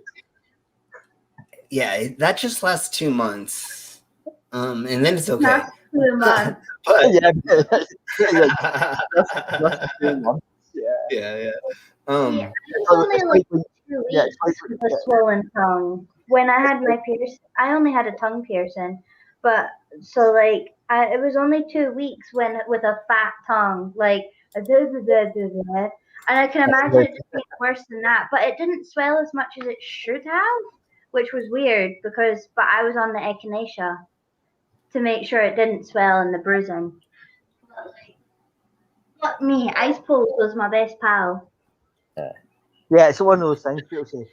It's not until you break your hand you realise how often you use your hand. Yeah. It's like when you split your tongue, that's when you realise how much you use your tongue. Especially to speak. You don't realize how much you actually speak. Speaking's a problem because the more you use your tongue, the quicker it heals.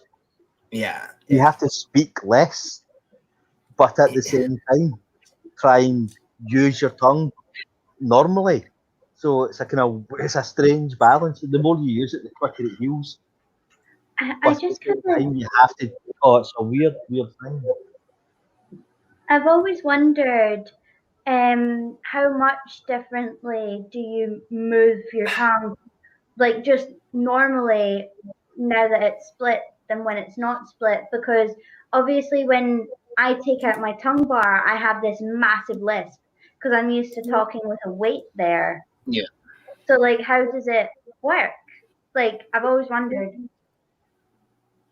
But like, it would be hard to say, oh, I would talk like this unless it grew back. But heaven, no, no, you don't want it to do that. So I guess the easiest way to explain this, from what I understand, what you're kind of asking, is so I have to push my tongue together to say all my syllables. So instead of just speaking, instead of talking like this, kind of, which is what my tongue wants to do, because it wants to be lazy and it doesn't want to put itself together, kind of. I almost talk like the New York accent, just because my tongue wants to be lazy because it wants to put itself together that way.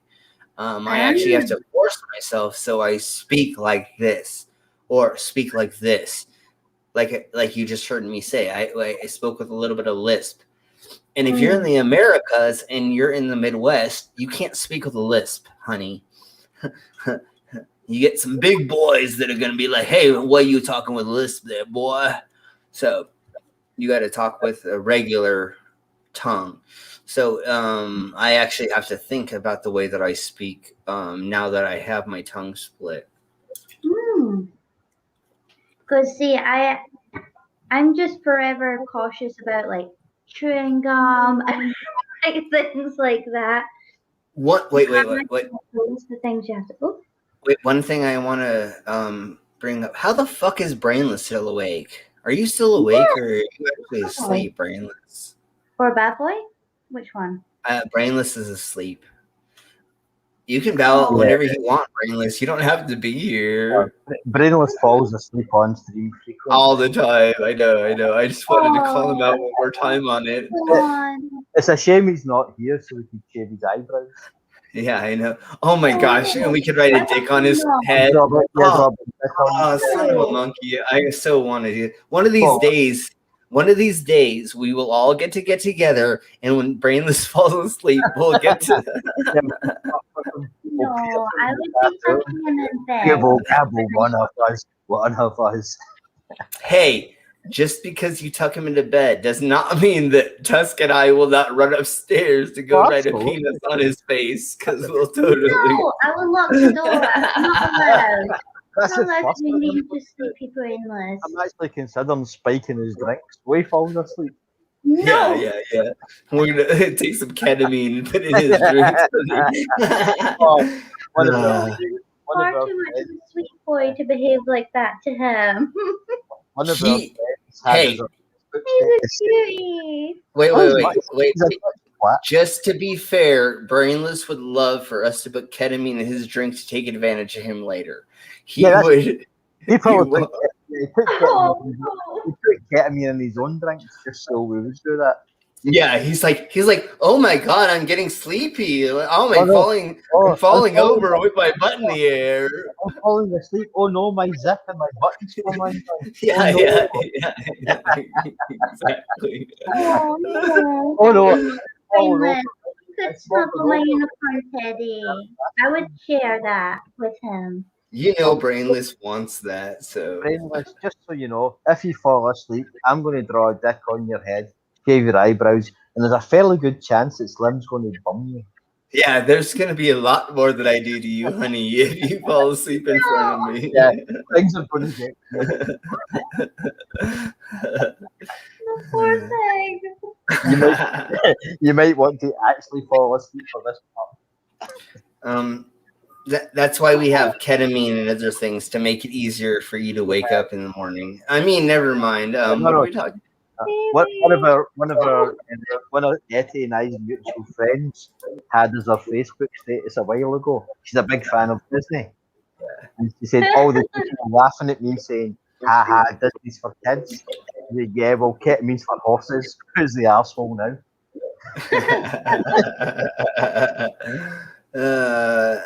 Well, I mean Daffy Duck, but I mean that's a whole different story, honey. Daffy Or Duck Goofy. That's a whole different story, honey. Goofy was asking for it. Okay. Yeah, exactly. He pretends to not Yeah, to be out of it. Yeah. I don't know what's going on. I swear. I swear I don't know. Oh no. Yeah, exactly. Goofy wants it. Yeah, What the fuck are we talking about? I have no idea anymore. It's so awesome. No, Annie told a story. Never Okay. had, but I bit my tongue so bad that a few days later, a doctor told me that I should have gotten stitches. 4 years later, I got a large slap tongue. My tongue. So, NA, I don't believe it unless I see photos or video of your huge, dilapidated tongue. I think that's what you're getting at. But I want to see photos of this, or you have to come to Colorado to use it on me before I believe that that's true. Yeah, we want a practical demonstration. I need proof. It's like a little quote. For the record, I don't want to bum Goofy. I just don't want the chat getting the wrong idea that I'm some kind of like Disney pervert. That's not how I play this game. NA meant to say flap, not hit. It's too late. Sorry. I thought it was huge. Flap. No, okay. Well, you already said it. So, and again, we don't believe it until we see the video of it. I want to see a huge slap on your tongue. Until I see the bruise and I get to measure it myself, I don't believe how huge your cock is. I mean, sorry. What are we talking about again? So speaking of that devil, I'm going to show a video of me performing at the Denver Tattoo Convention. And then after that, we're going to say our goodbyes. And then we will meet up again probably on Saturday for a cookie. Also, I'll tuck Brainless in as well. Yeah, tuck Brainless in. That's what I'll do. I'll tuck him into it. No, you'll be doing no such thing. With your shotgun? I'll tuck him in with my shotgun. Yeah. I might tuck him in a little tighter than he would like, though. With a noose. With a noose. Yeah. Oh, yeah, we'll tuck him in with a 12-bore. Why? You just need to stop being mean to poor little Brainless. No, we don't. He's a twat.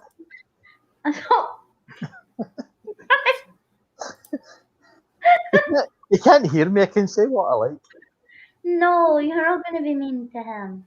Brainless, you're a Dutch twat. What are you going to do about it? Enough. Yeah, nothing. I'll come Exactly. there and I'll slap you up back the head. You couldn't slap me upside the head if I took my head off and handed it to you. I thought have and I will. Thank you for all saying all of that. I thought I was sharing this, but I guess I wasn't. Thank you for keeping us interested. Okay, so here we go. It's probably best if you weren't to have any of that. Right this way.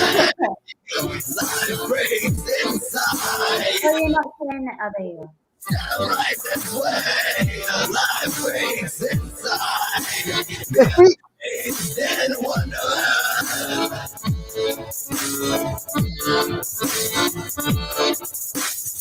See the state, skeleton man. My state side is twins. Sexy sleep woman. Beautiful married lady. Unbelievable again. Painless human concussion. And CBS fire eater.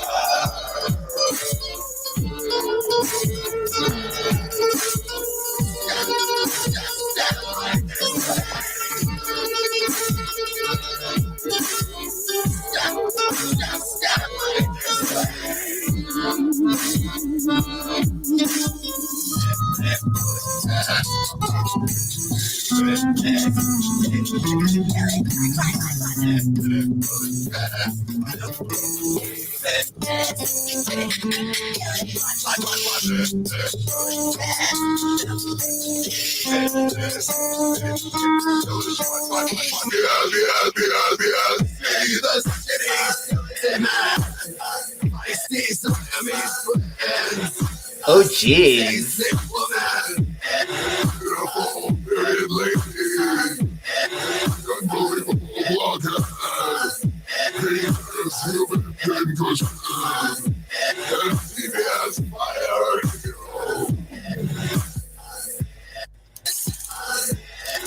That kid's face is like, and the girl's like, fuck yeah. He's right in there.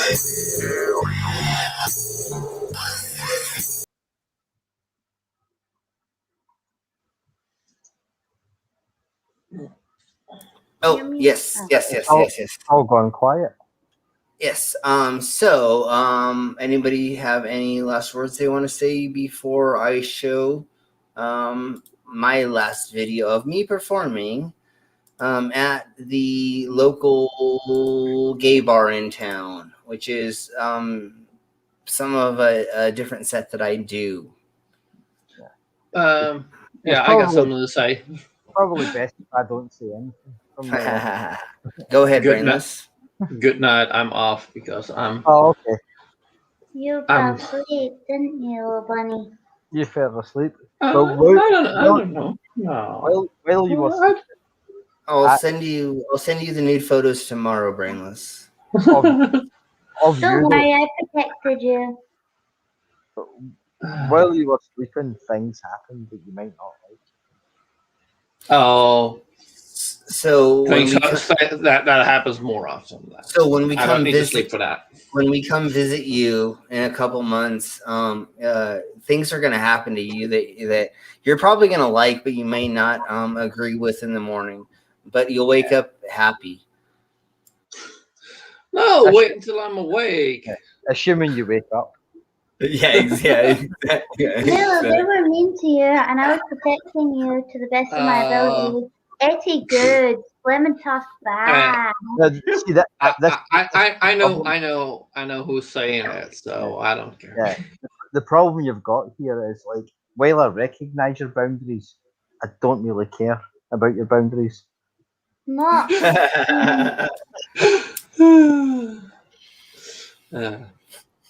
We'll make you consent. That's what we're saying. My philosophy isn't, do you like this? It's tell me if you like this. Yeah. This is happening. Okay, Brainless. Night and sweet dreams, and dream about that. Finally, you're getting tag teamed by the both of them, or spit roasted, or whatever. I tried to tuck you in with a cuddly toy, and they weren't having any of it. Well, last night I had a very, very strange dream that I was looking for the sarcastic barman, and I found him, but he was sleeping in a bed with an old lady, and I put myself in between them because that was okay. And when we woke up in the morning, it's like, oh, that's it's you.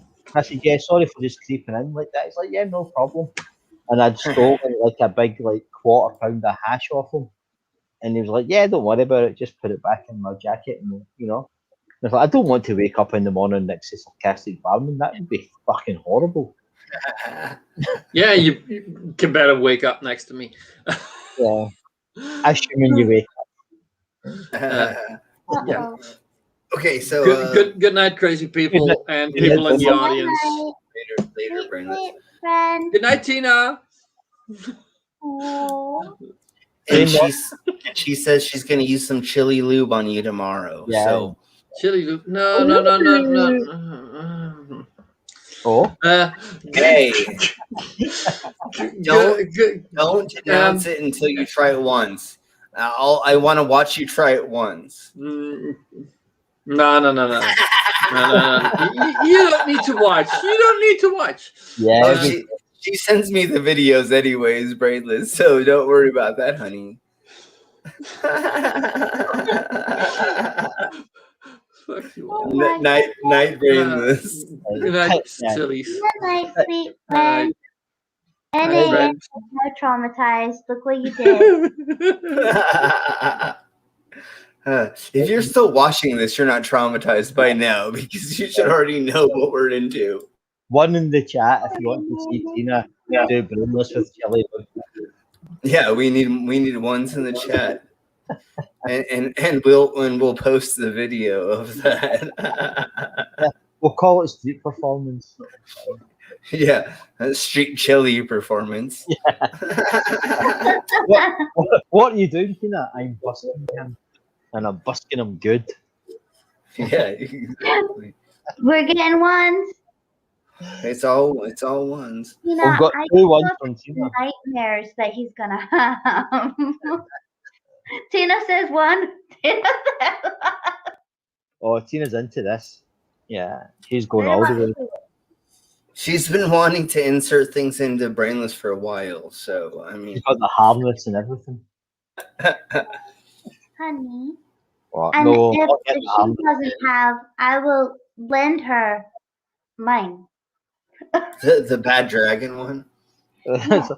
I mean, I don't have anything like that. I don't know. Oh, so we've got to buy Tina a Bad Dragon so Yes, that she can for use it. Brainless. Oh, okay, so everybody in the chat, my PayPal is in there somewhere. PayPal me, and we will raise enough money to get a Bad Dragon to insert, to have Tina insert inside of Brainless. Oh my god, I love this. And it's gonna be on OnlyFans. we'll pay. We'll charge money. Can it be a cummy from Bad Dragon? Why not? Why not? If you don't know what we're speaking about, please look up baddragon.com. Is that what it is? If you're going to look up baddragon.com, use a VPN. Okay. Yeah. If you Dragon.com.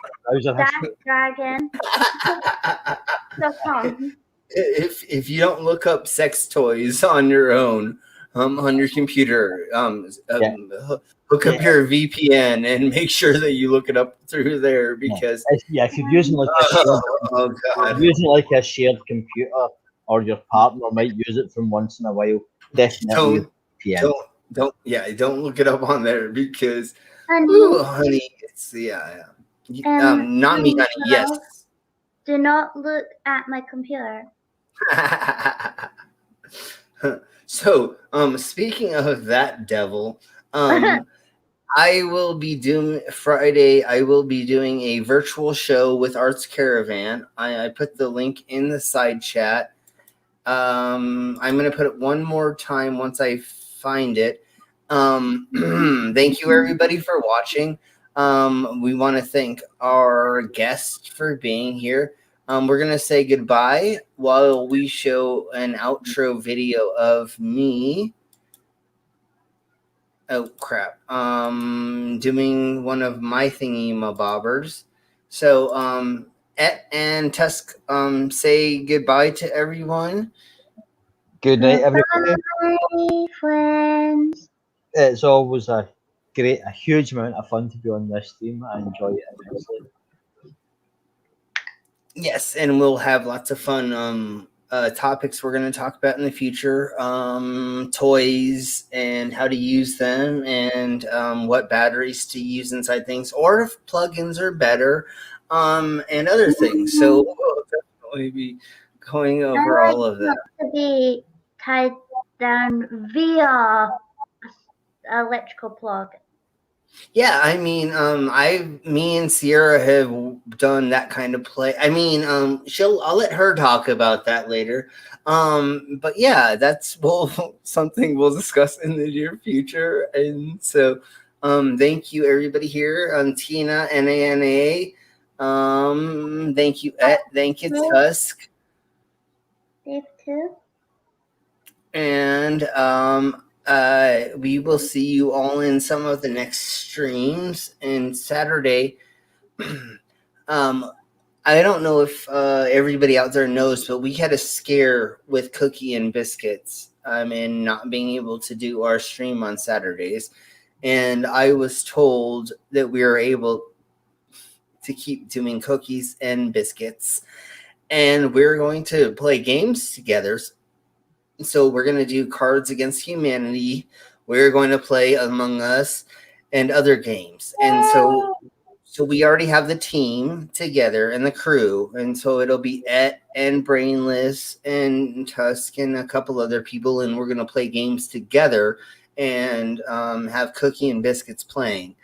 Unless people decide they don't want to see that. But I think that people want to see us in us doing those things. So just look in the future.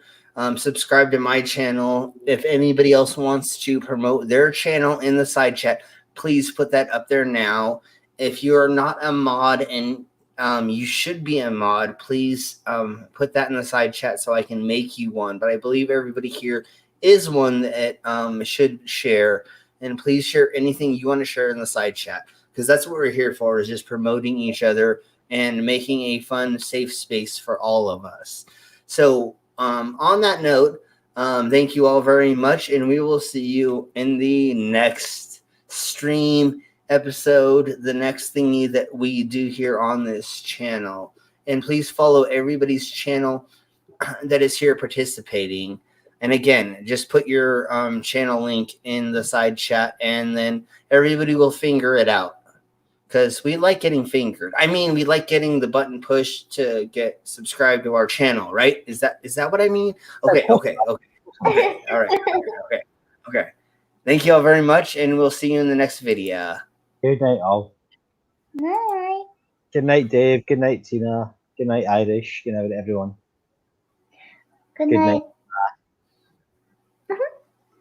Is that everybody? Annie, understood, Dave, Tina, and Annie, Dave. Okay, yay. All right, bye. Bye.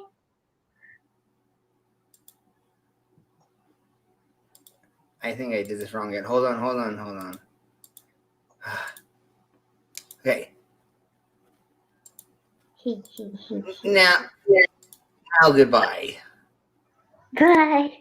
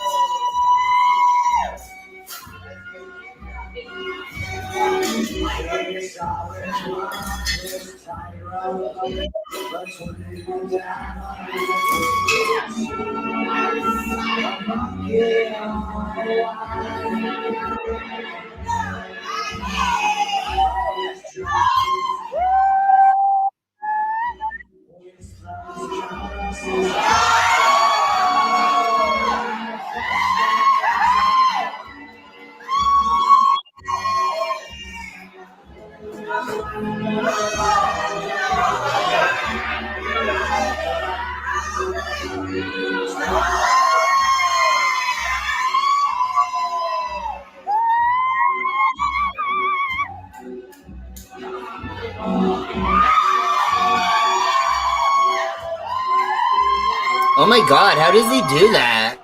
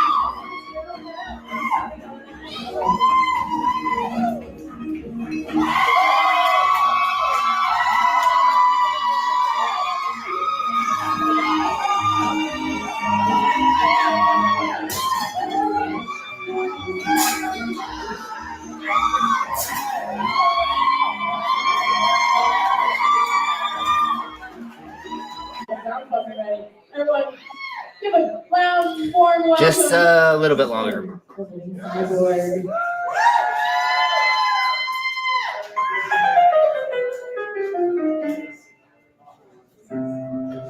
So all of this I learned from busking on the street, and that's how I came up with this set. I always found that females especially get more weirded out when you do stuff with your nipples. They don't like to see it. I wonder why. Can't imagine. Yeah. Not that they can like relate to it or anything. That's why I love my set, because it goes through so many different aspects of different things that I hope at some point in time everybody can relate to it in some way, shape, or form. You know. Yeah.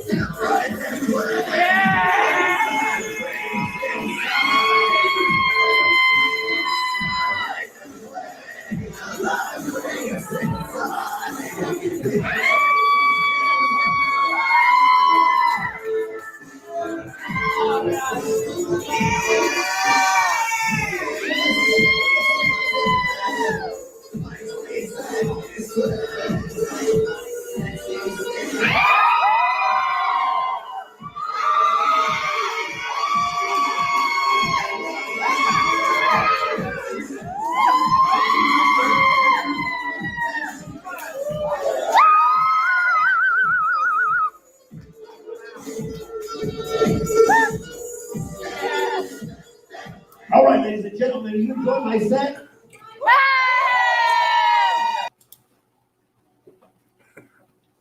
Yeah, so thank you all very much. So there's what I do on stage. My busking turned into that stage show. Does anybody want to say anything else before we end the stream? No, I think we've probably said too much as it is. I feel like I've outed myself several times over. I've had too much wine. Yay! Well, we made it a lot of fun. I think everybody enjoyed themselves, and we will see you in the next stream that we do, whichever one it is. I think on Saturday is the next cookie stream that we're going to do. It's going to be a lot of fun, and we have a lot of interesting stuff to talk about there. So I think Cookie is going to get her hair did and her makeup did. So she will look completely different, I believe, for that show. So thank you all very much. Everyone say goodbye, and we will end it here. Good night. Bye-bye. Bye bye. Cheerio and Rasta.